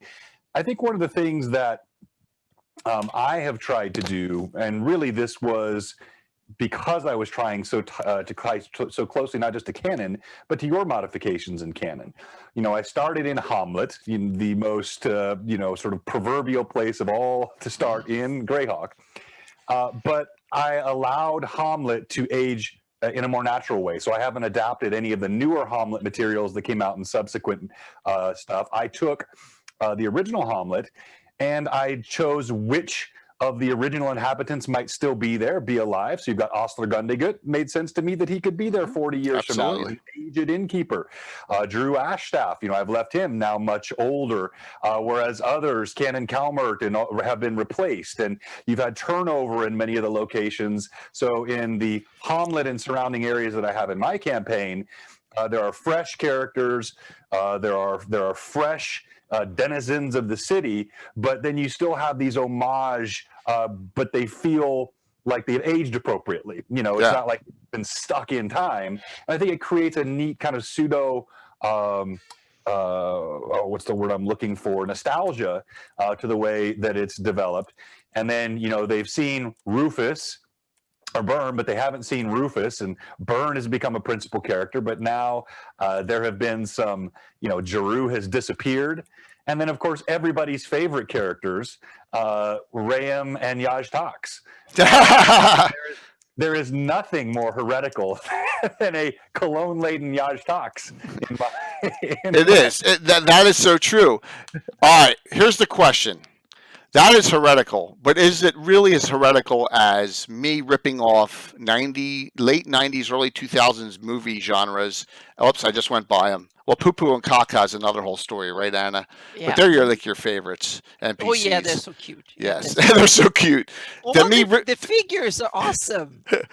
Me ripping off Wesley Snipes' Blade and putting him in my Shieldlands campaign as a damn fear. Okay, yeah. I've done that. He's like a ranger scout type, and there he is. Look, John doesn't even know that. Look at that miniature. Isn't that awesome? He is. And then I have his sidekick, his priest of Merlin, Whistler. And look at the mini. I mean, it looks just like him. It looks just like Chris Christopherson.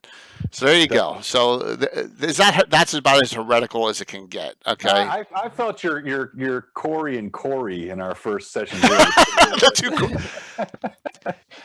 That is social commentary on real life, right?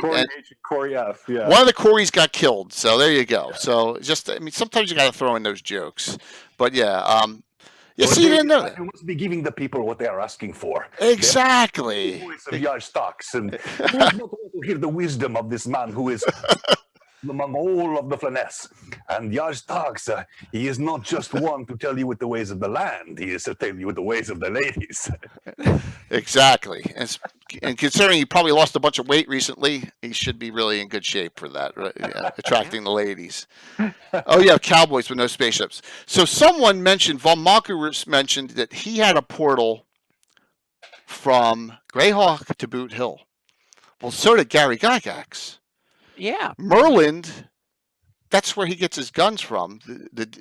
He's from Boot Hill. He's in Boot Hill. They adventured there. So even Gary did it. Gary has Mordenkainen on a spaceship in Metamorphosis Alpha with Jim Ward DMing, right? And Jim Ward killed off Mordenkainen twice. And he told us about that. So there's heretical stuff going on back then. Yep. Sure. So but by the way, so John, I think at the time Carlos said your group, including you by far, did some of the best RP during his fundraiser.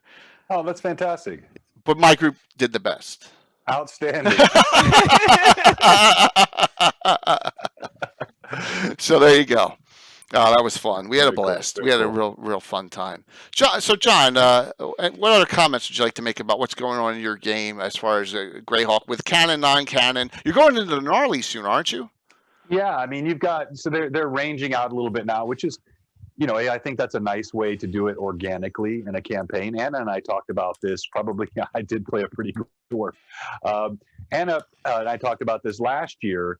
A good way in a sort of open sandbox campaign with story arcs is to allow the players to really centralize around a certain area, explore that, and then begin to expand out. Yep. And so other than the virtual Greyhawk con session I did, where they had this sort of magical portal into the dry steppes and the Sea of Dust, where they took a real right turn away from the area they've been in. It's been centered around that area, and now they're starting to expand out. And they've had influences from surrounding areas. Of course, they've bumped into the headhunters of Narwhal, who are searching for Yaj Tox, although they're still not exactly certain why. That's awesome. And then you've got a lot of influences coming from backstories, and these are deeply woven into these characters. And the way I do them in my campaigns is that we don't you don't just dump backstory content in session 3. It's teased out over time and appropriate pieces of it. And right now it's been very much centered on the Cavalier.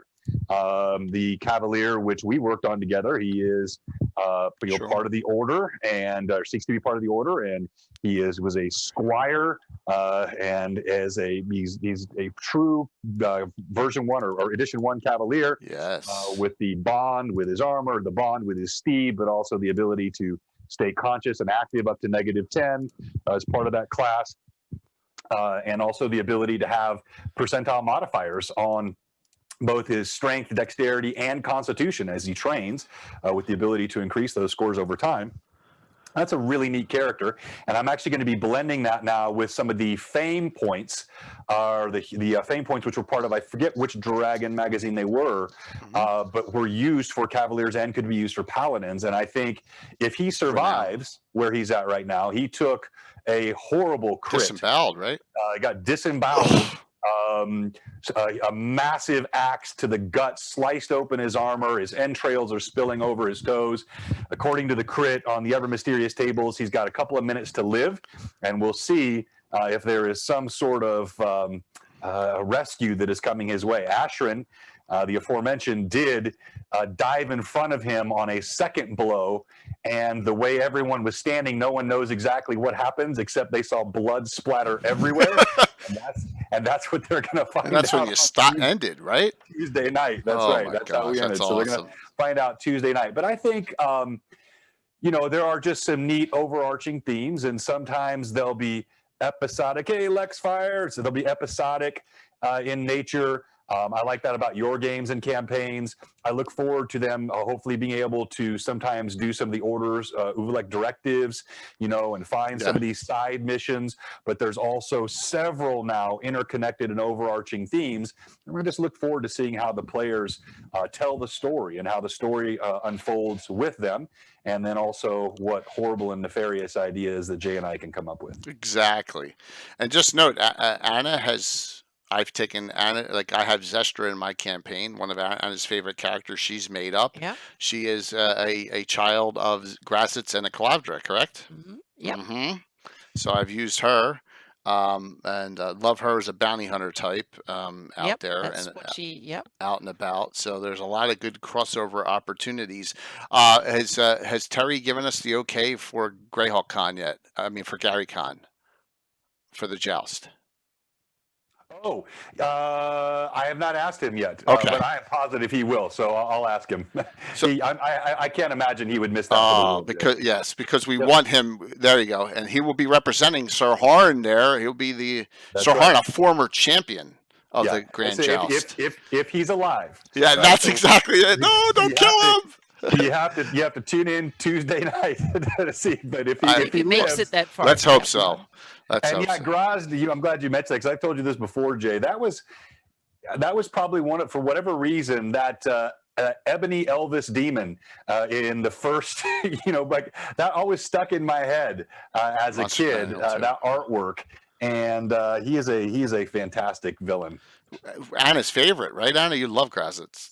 Oh yeah, he's my favorite demon, so to speak. He's kind of cool, and his sidekick Vuron is my absolute favorite master villain. It's kind of I have him as a demon. They are originally devils that moved over to the abyss, and then that's why they're so disciplined. But they kind of so Grast is like a chaotic evil devil, and Vuron, he doesn't care much about alignments and principles. That he wants to know how things work, and he wants to make sure that his master stays in power so he can have fun figuring out how the multiverse works and his little power games and stuff. He doesn't want power for himself. He just wants to make sure that Grast is in power so he can play and have fun and get to know things. That's how I play them. And he has no moral scruples, but he's more, I have Vuron is more curious than greedy. greedy or evil. He's more into knowing things, and he wants to understand things and stuff. Yeah, exactly. So it's more of an intellectual. Yeah, and Grast loves that because he can just ask Vuron, how should I do things? And then Grast is the other way around. He's passionate. He wants to love things. He wants to kill things. He wants to eat things. He wants to and have fun and experience things. He's like that type A thing that just wants to go out and have fun and live on adrenaline and have mad whatever, and then just ask Vuron to take care of the keep and stuff like that. So they have a great partnership, so to speak. Looks like I need to apologize to Josh for a mental image he can't shake now. But that's always what I saw. Yeah, that's awesome. Yeah. So this is like a lot of stuff to go over, and we've gone off quickly today, in these 2 hours. And just note that, and I'll talk about this in shout outs. One of the biggest complaints, and I can understand why, is I have 21 different adventure groups. No one knows who the hell we're playing ahead of time. So what I'm going to do, no, seriously, I try, and then we're in a whole different spot. Like, what happened the last week? Because we bounce around a lot because that's the way the campaign goes. So I'm going to give a campaign area update coming up in either 1 to 2 weeks of all the main areas and what's going on right now as we speak, starting out this year. All right, and then that's what I'll do. But I can't tell you whether it's 1 to 2 weeks because I'm supposed to have a special guest on, and he's either going to come on next week or the week after.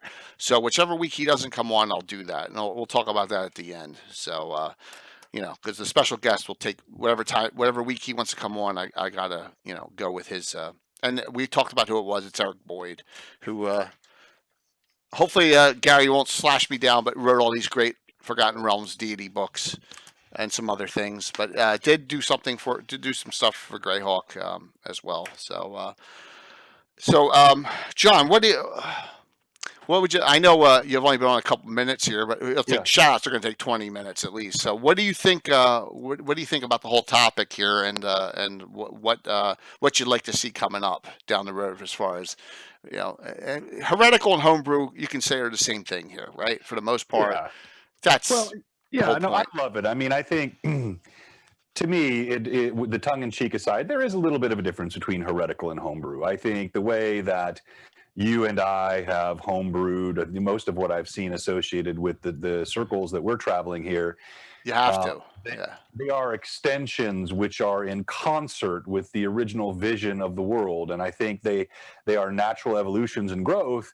I think there was some. I forget which Lore Masters Arcanum I did and which Dragon magazine I was covering, but talking about things which go beyond Monty Hall that get put into some campaign worlds. I remember reading, this was way back in the early 80s or late 70s. It was an editor's article where he was DM was lamenting that his players had figured out how to get AT-ATs onto and the impact that it was having on his game, and that he had level 75 something. That to me, that is truly heretical. If you're taking things in the context and you're just growing it, that's what D&D was meant to be. Yep. I think these things were never meant to be just static. And even with things like, if you and I have talked about this, no one really knows what Burns' fate is right now. No one knows what Drew's fate. I may wind up killing one of these major NPCs in my particular version of the world. It's something that I do with sensitivity, but some of them are also getting pretty old. But I think that's still consistent, in what I would call the homebrew, not the heretical. What I'd like to see, I really, like I've said this before, even last year, I like the direction of the community. I think we've got a growing and vibrant community. I'm excited about some of the new infusions of content that are coming. I'm excited about some of the things that appears TLG may be doing in the future. I think the upcoming fundraisers being a major part of GaryCon. My goodness, there is a lot of really good stuff happening around this community.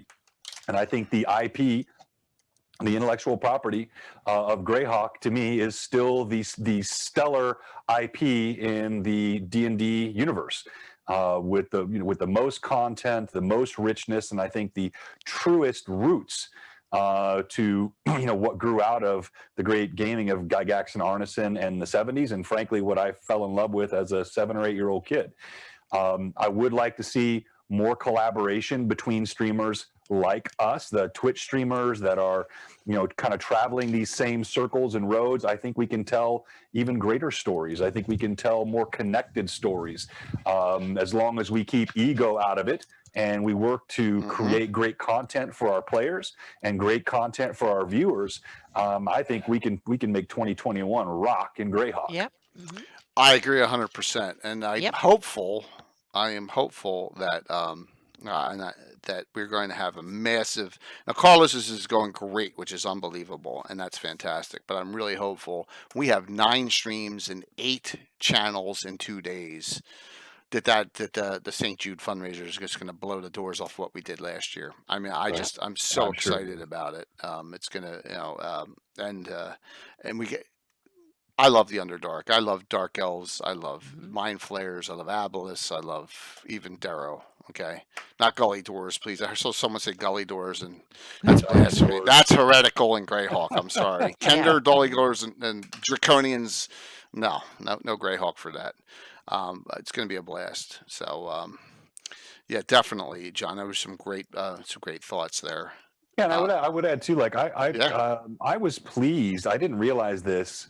I was ignorant of this, but I was pleased, and even on working some of the stuff for OJ34, how much of the Dark Sun lore and content actually was originally, kind of fitted in those areas of the Southwest Flyness, and that I'd never really even known that Thrycreen and many of that were originally from that content. So I think that's a fun area of the world also to continue to explore and develop. Yep. Lender's just asking, are there Tieflings, Aasimars, and Greyhawk? No, but they're Cambions and Alu Demons, which is what they were called first. Exactly. So they, Tiefling is just another name for a Cambion. Yep. Yeah, and because technically, Ayuz is a Cambion. Yeah, so he's kind of a Tiefling then. Kind of. Yes, he's a kind of Tiefling. I'm a bit of a purist in that respect. I don't allow those as NPCs. No. Well, NPCs or PCs? I'm sorry, PCs. I meant PCs. Yeah, because Zestra technically is an Alu Demon. I meant PC. Sorry. Yeah. Yeah, Zestra. But basically, Tieflings are what Cambions that end up in the city of Sigil and other places. They can be one type of Cambion, so to speak, that might be a Tiefling and live somewhere. So so I don't rule them out completely, but they're certainly not a staple in my campaign. I don't think I've ever used one, but it's not out of principle. It's just that no, it's not. It hasn't fit yet. But there might be places like Sigil and cities like that where you can throw them in for fun. So and there are Tenders might have their place somewhere. There There are some placed right in canon. Isn't Prince Sindel one? He's a Cambion. He's a Cambion, specifically one of Ayuz's generals. Yeah, if you read Ayuz the Evil, there's a whole bunch of them mentioned in there. So so they're good to have. And you have the Black Guard, where Sindel is the general of, so to speak. He probably employs his whole family of stuff. And the interesting thing is, who is Sindel a Cambion of? That is very interesting, because there are some other interesting characters mentioned in Ayuz the Evil. In the Gibbering Gate, for instance, there is a Baelor mentioned in the Gibbering Gate that is kind of awesome. So there are some fantastic creatures, and I've read the Ayuz the Evil again, and there is so much cool stuff in there that I missed. I read it like 4 times and I missed it. Now I'm starting to put the dots together, and it's amazing. It's great. I always say that here, and my ones with the covers falling off. Yep. Combined, they're the second best publication that they've ever done. I got the Free City Grok box set 1, then 2, and Slavers 3. Even the Undying to that and that trio, and then damn, you have the dynamite when it comes to Greyhawk. So definitely. Sea of Dust is wide open to be developed. Well, exactly. It's just like all was, and then what Mike did.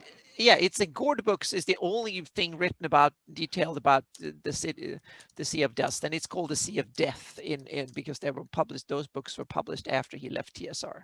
But there's some good material for campaigning in those books. Yeah, that's before he went completely nuts with the story in those books. So yeah. Someone mentioned this earlier, and I apologize. I forget who asked the question, but where would you start a new campaign? An open area. Well, there are open areas. I've seen Everywhere. Bandit Kingdoms is kind of an open area because you can have a lot of shit going on in Bandit Kingdoms, literally. So there is an interesting opening in that area. And then you have depends on the kind of theme you want to have, meaning climate-wise and stuff, meaning do you want desert, tropical, Arctic, mountain, and what kind of feel do you want for the campaign that way? But there are the Clunish West, meaning the Paynims and stuff like that, meaning we have hundreds of thousands of square miles with no detail whatsoever, meaning you can fit a whole kingdom in there somewhere and no one knew it was there. But that needs to fit kind of thematically a little bit. It's kind of desert, cold, so meaning think Inner Asia, Mongolia, Afghanistan, that type of climate. But anything that can fit there would be perfect to put in some area out in the west that is hardly populated. And then you have two jungle areas that can fit almost anything jungly, meaning you have Emedio and Hepmonaland. You have huge swathes of jungle, hundreds of thousands of square miles of jungle that can fit almost anything tropical, jungly. There are lots of little islands down in the south that you can put anything that would fit on the little tropical island somewhere. And then we have other areas do we have that aren't that detailed? We have the Barrens up north. If you want to have some remote place up north, you have the Barrens. That's probably 200 or 300,000 or 400,000 square miles, at least, maybe even 500,000 or more. So it's probably bigger than California. It's like the France or something like that in size, and it's not much detail. There's 10 locations, maybe 15, 20 if you include living Greyhawk stuff, in over 500,000 square miles. I look at it this way, though, with all those areas. I don't think it's still developed almost anywhere. I mean, it's developed. There's but if you Verbobonk's the only area it's overdeveloped. Exactly, and Greyhawk. So yeah, Greyhawk, areas right? that are overdeveloped. But if you want to have a part of wilderness where you can basically do whatever you want with, then you have a number of these areas. Then you have a lot of areas in the Great Kingdom, have large swathes of areas in there, that aren't developed. Meaning you have the whole area. You have the south central part of it has maybe 50 or 60 places in an area that is maybe a million square miles in size, meaning it's huge, a huge area. The area between the Adri and the Granwood and down to the Gloriolis has maybe 25, 30, maybe 50 places, and there's a lot of gap between them. So if you can put cities, you can put villages, towns, lots of stuff in there. I like. Go ahead, John. No, I was gonna say, no, I like the way you began some of that too, Ann. I think a lot of times as a DM with your campaign, you want to think about what's inspiring to you at that time, and that can be associated with stories and NPCs and cultures. But I think also very often it is by geography and topology and weather patterns. Like, you know, if you've played your last 10 campaigns in a traditional medieval forest setting, then maybe there's something appealing to you about the jungle area, or like, I like I mean, right now, if I were starting something fresh, I would favor the northern wastes, you know, but I've been reading a lot of Joe Abercrombie lately, and I can see the Northmen and I can see England in my head, and there's inspiration I can draw from there. Or as I've mentioned on numerous occasions, coming back to the Dry Steppes and the Sea of Dust, my second favorite campaign setting of all time, Greyhawk #1, Dark Sun was that's the only non sort of medieval centric D&D gaming world that really captured my imagination. Me too. It's well written and there's just so much that could be developed around that to be you know, consistent. You can Greyhawkify it. You don't have to make it exactly like Dark Sun, but there's so much you can borrow from there that fits and fits nicely. And then ultimately, when you're a terrain gamer the way Jay and I are, I think ultimately you want to see variety too. So even if I begin in one type of terrain, I'm not going to keep my table setups white with snow for the next year and a half. You know, there's going to be some movement around the areas. True. So true.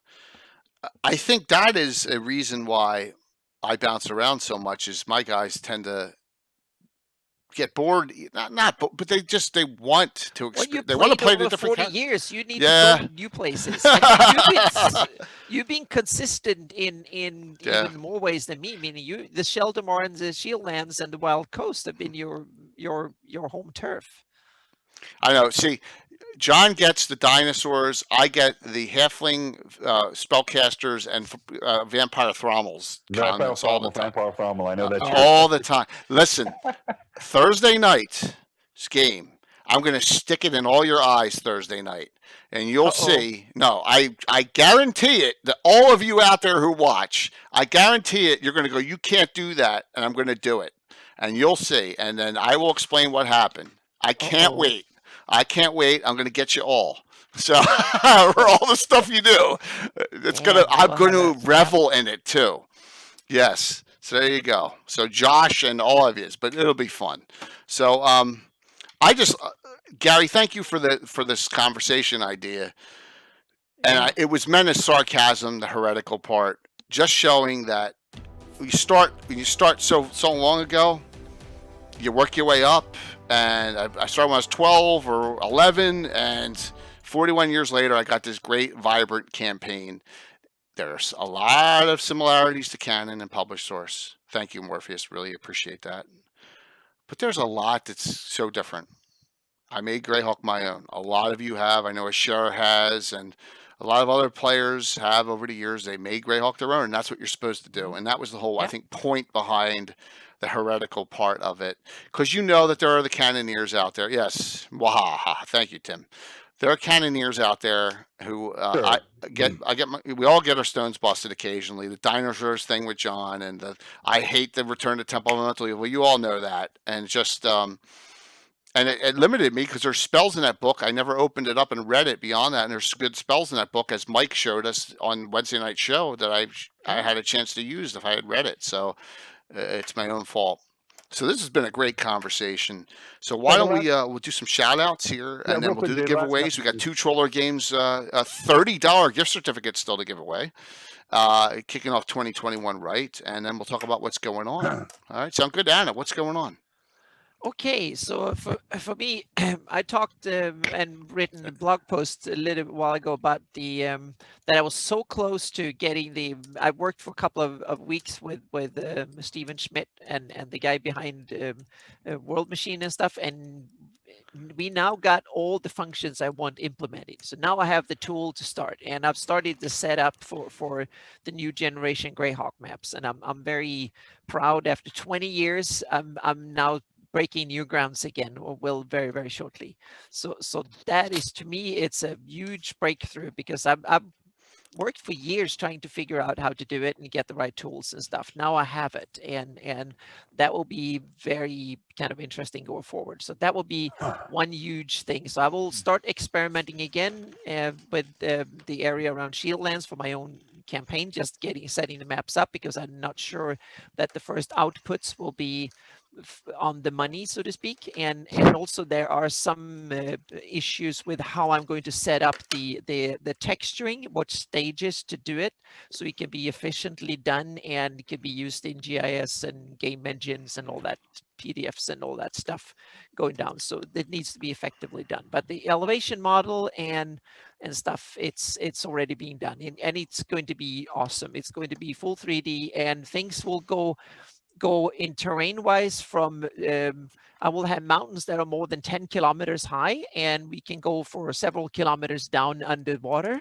in one go. And that was one of the criteria, because I wanted to be able to map everything vertically in one session, so to speak, because we can have one area where we can have mountains that are 10 kilometers high, and I want to have like areas that are so submerged, like the Rift Canyon and stuff. They will go even deeper, so I will have to map that one separately, but at least we can get a good sense of it in one file. And that was one of the things. The other one was that we can have rivers and stuff being mapped properly. So that will do. So I'm now going to split it up by drainage basin. So each drainage basins will be mapped in one go. So and the major rivers and the major mountain chains will be the dividers between the different areas that I will map. So that way I can hide the gaps more, most of them will be in lakes and rivers, and they will also be around the top of the mountain chains, because the mountains can hide a lot of things, including some little errors here and there that creeps in, because it will be inevitable when you work at this resolution and over large areas like that, there will be little errors here and there, but I know how to can take care of most of them. And the interesting thing is these are errors that creeps in for real world cartographers too. So there are tools to deal with it. And the good thing is that compared to the real world, it's a fantasy world. So no one can come and tell us that with me saying that, oh, you got that piece there 2 meters or 10 feet wrong or something like that, because there's no real world. So that means that we can kind of take, but to do some stuff. But the content of this is that I think we can get the Greyhawk mapped in a cooler way than any other fantasy setting ever. And I saw that the Middle Earth project started 20 years ago doing this, and I watched them work really, really hard for 4 or 5 years, and then it petered out. And I think what they did in 5 years, I hope I can do in 1 year, because now we have the tools and the computer power to do this.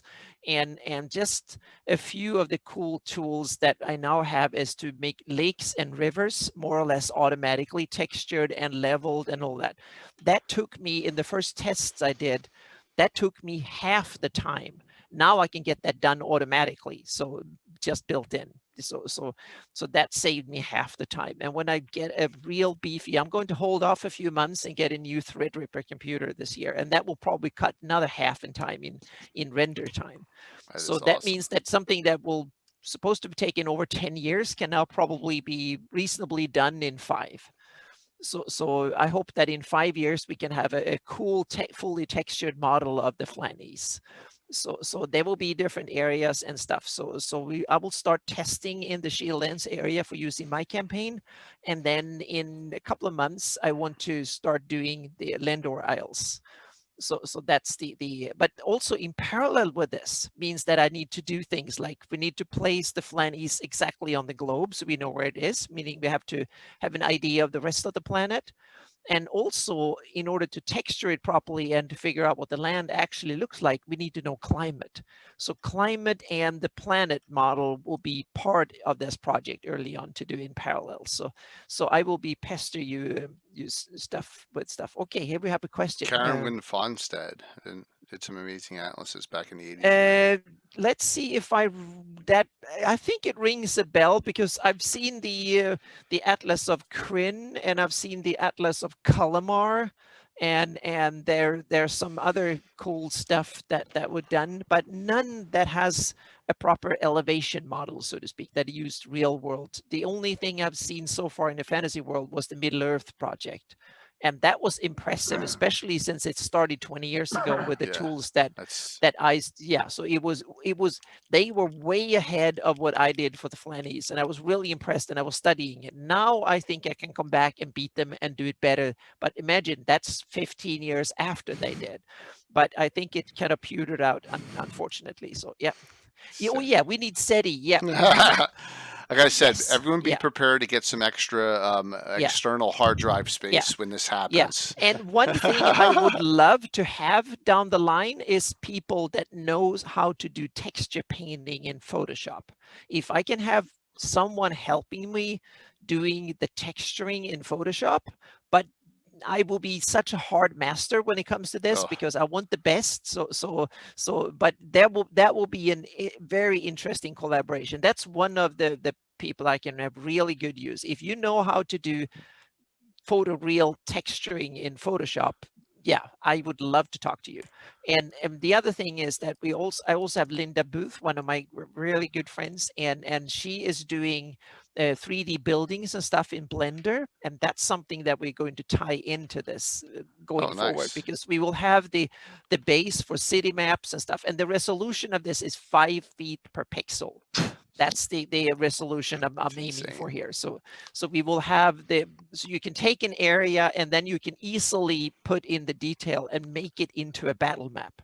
And that's the idea. So you can take the area around Temple of Elemental Evil, the city of Greyhawk, import it in, increase the resolution 10 times. So you get 50 pixels per 5 feet.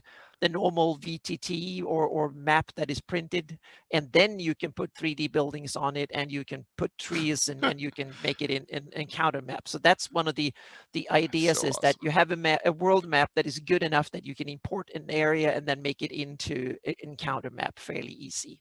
I would That's pay one for of the. that, Anna. Sorry. Yeah. So I would pay for that. Yeah. Okay. Yep. Thank you. Okay. That's the idea, that this could be the base material for a good encounter map of any area, so to speak. So this will be needed to do in phases over the next 5 years. That's what I'm aiming at. So the each location will first get an overview sketch map, and I will present sketches and ideas so we can kind of get a feedback of what the community think I'm on the right track or not. And then I will go in and make the elevation model, the drainage, so we know, get all the rivers, the mountains and the hills and the coastlines and the lakes in place. And then we will go from there and decide and look at the climate, meaning is this a temperate area, or the snow on the mountain peaks, etc., are there glaciers or not, and stuff like that. And then we go in and texture it and put forest and bushes and grass and the biomes, so to speak, on top of it. And then after that, it will be basically ready, and then we can put in the official roads and towns and stuff. And then it will come as a layered PSD file, so you can put your own roads and your own buildings and stuff on top of it, and make your own version of it. That's the other idea. Hey, all the Anna? data. Yeah. Do you think there's a time at which you ever might begin to take this seriously? I think that time has passed long time. I'm overly taking it over seriously for 20 years ago. That is so incredible.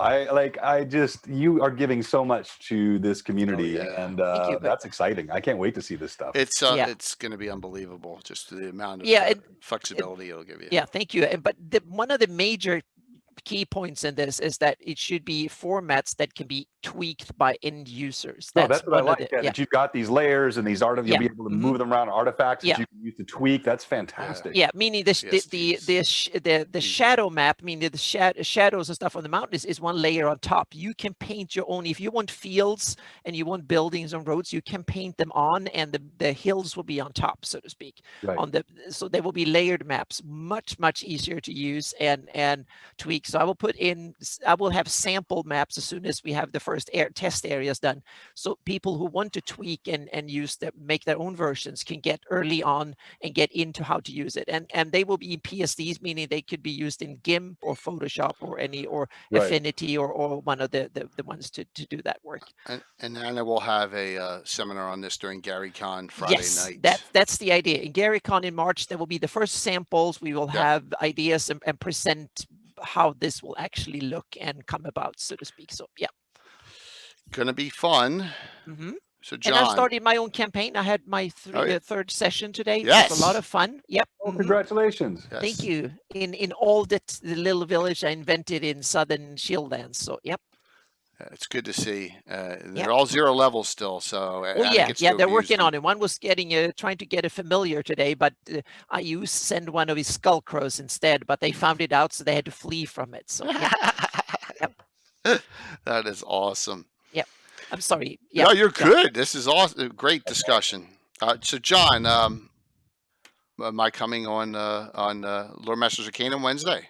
Absolutely, Jay. I'm going to start a little early on Wednesday. Right. So we'll start at, I usually start at 6 o'clock my time. I'll start at 5:30 my time, okay, 6:30 your time. So we can have a little more time before we raid into your show that night.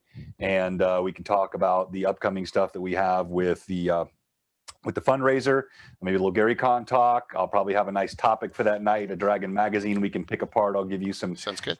Some thoughts beforehand on that night. And then also I look forward to just chatting a little bit more about where we can sync up more ideas and concepts between our campaigns in 2021. I think it's going to be a great year. Definitely. Plus, you're going to have your game on Tuesday. That's right. Back into the swing. The fate of Shorewind. Yes. Fate of Shorewind, and get back into the flow of 2021. That's right. It'll be 5 o'clock Central. And I want to say thank you to all of the community. They've been so supportive. You know, it's been a rough couple of weeks. As everybody knows, there's been a lot of illness and whatnot in the family. Yeah. And so it's been a lot of well wishes and also a lot of patience on the part of the fans. the great Mad Chatters, all the supporters, and so many of them are on tonight. It's great to see you, and I look forward to being back in the swing of things on Tuesday night. We're all looking forward to it. Absolutely, going to be a blast, and just really. We thought 2020 was fun. I think 2021 we're starting off in the right direction. So I'll be on Lore Masters Arcanum 6:30 Eastern Right. time, going into what Jana and I have, and Mike will not be on because he's in Carlos's game, but we're going to have Giants of the Flannis as our Legends and Lore on Wednesday night. Some ones in canon, some references out of modules, locations they may be. Gary, there's a lot of information right on your Cannon Fire site too that helped me out with this one. But we may expand the discussion a little bit. I'm trying to convince Gary to come on and take Mike's place. So that's what I'm attempting to do on this discussion. And then Thursday night, my stick in the eye one. We did Trials of the Legion. I think it's before I even knew John. I had barely known you at that point. This was like in February of last year. We got the first 4 parts done, and then we stopped because of some other things. COVID had just hit, and it just went in a different direction. We're finally going to finish this. The final part 5, Crossing into Steel, starts Thursday night. These characters are super high level in my game. 11th level is high level. So we're going to see some really high level characters in that, some really nasty baddies. It's in the Shield Lands. There's all sorts of stuff going on. You see the ruins of the Gradivus estate. And I tied this into a published source adventure. So there you go. That'll start on Thursday. It'll be at least 2 weeks, probably 3. Here's the big thing I said. Eric Boyd hasn't confirmed if he's this week or, I'm sorry, the 10th or the 17th. So whatever week he is, we'll do the Eric Boyd conversation. Whatever week he is not on, I probably have these out of order. I do. All right. Next Saturday is another special, Saturday night special. I have Cannon Fodder, the Living Greyhawk group, come back. Denise Malden's joining the group. And I got Casey, Andy, Anna, Susan, Jose, and Vernon back for the Adventures of Cannon Fodder. And I have a little Harvey symbol up, so I may do something a little south of Greyhawk this time with them. And that'll be next Saturday. We're going to do campaign plotline updates the week that Eric Boyd's not here. So it may be next Sunday, it may be the Sunday after.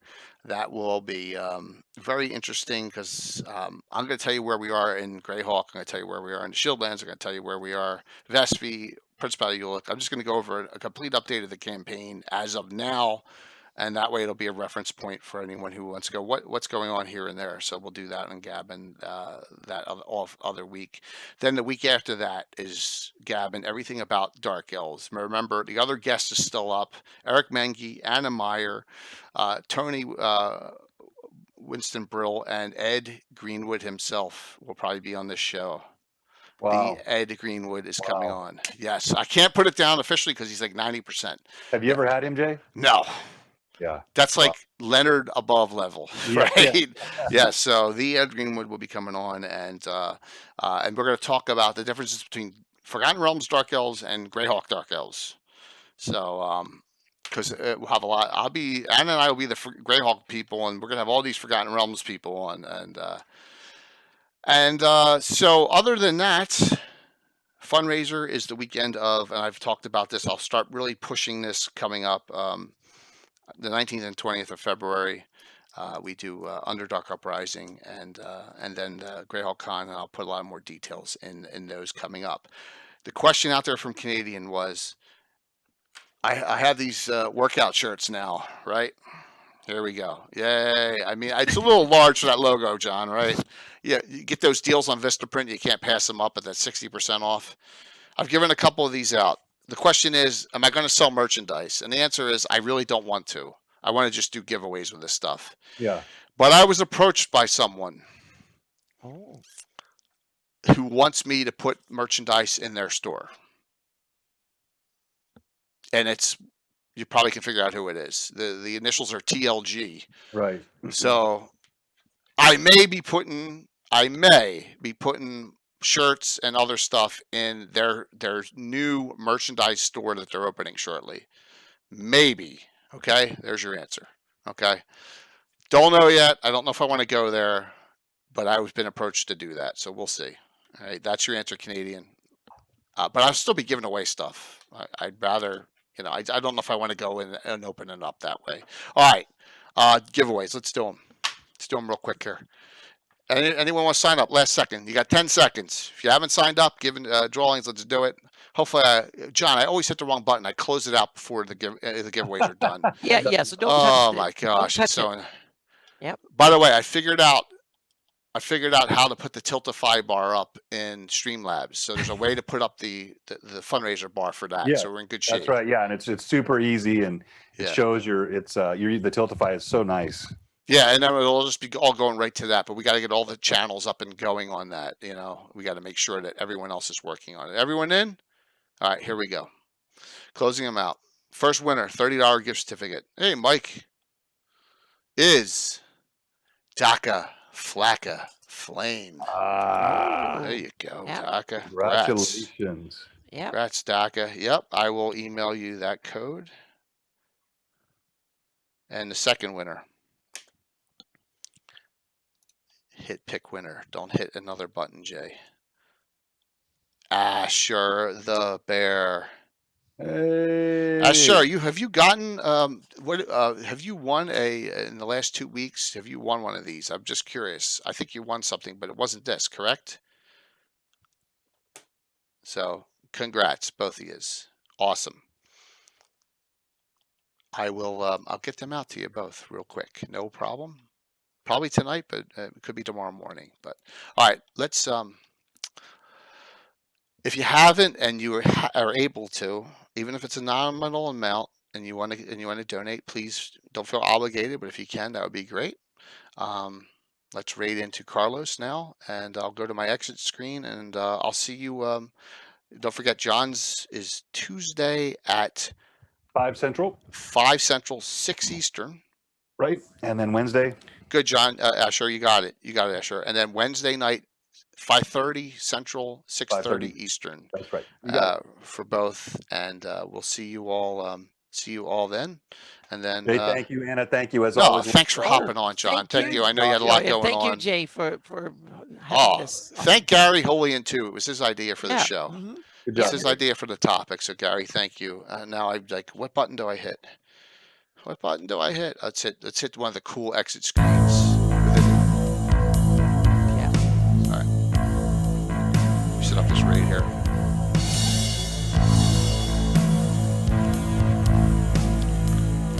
And the module. So on my laptop, here's another thing. The module failed to load. So now I gotta do it. Yeah, stupid thing. I can't, like, 1 sec. I gotta bring it up on my computer.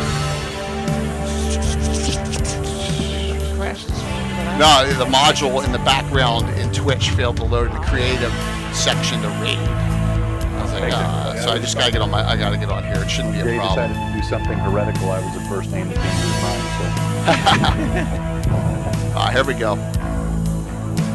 See if we can get up there. Oh yeah, look at this. 64. We'll take that. 5, 4, 3, 2, 1. See you in a couple days. 65. That'll be nice to go into Carlos's game. Yeah.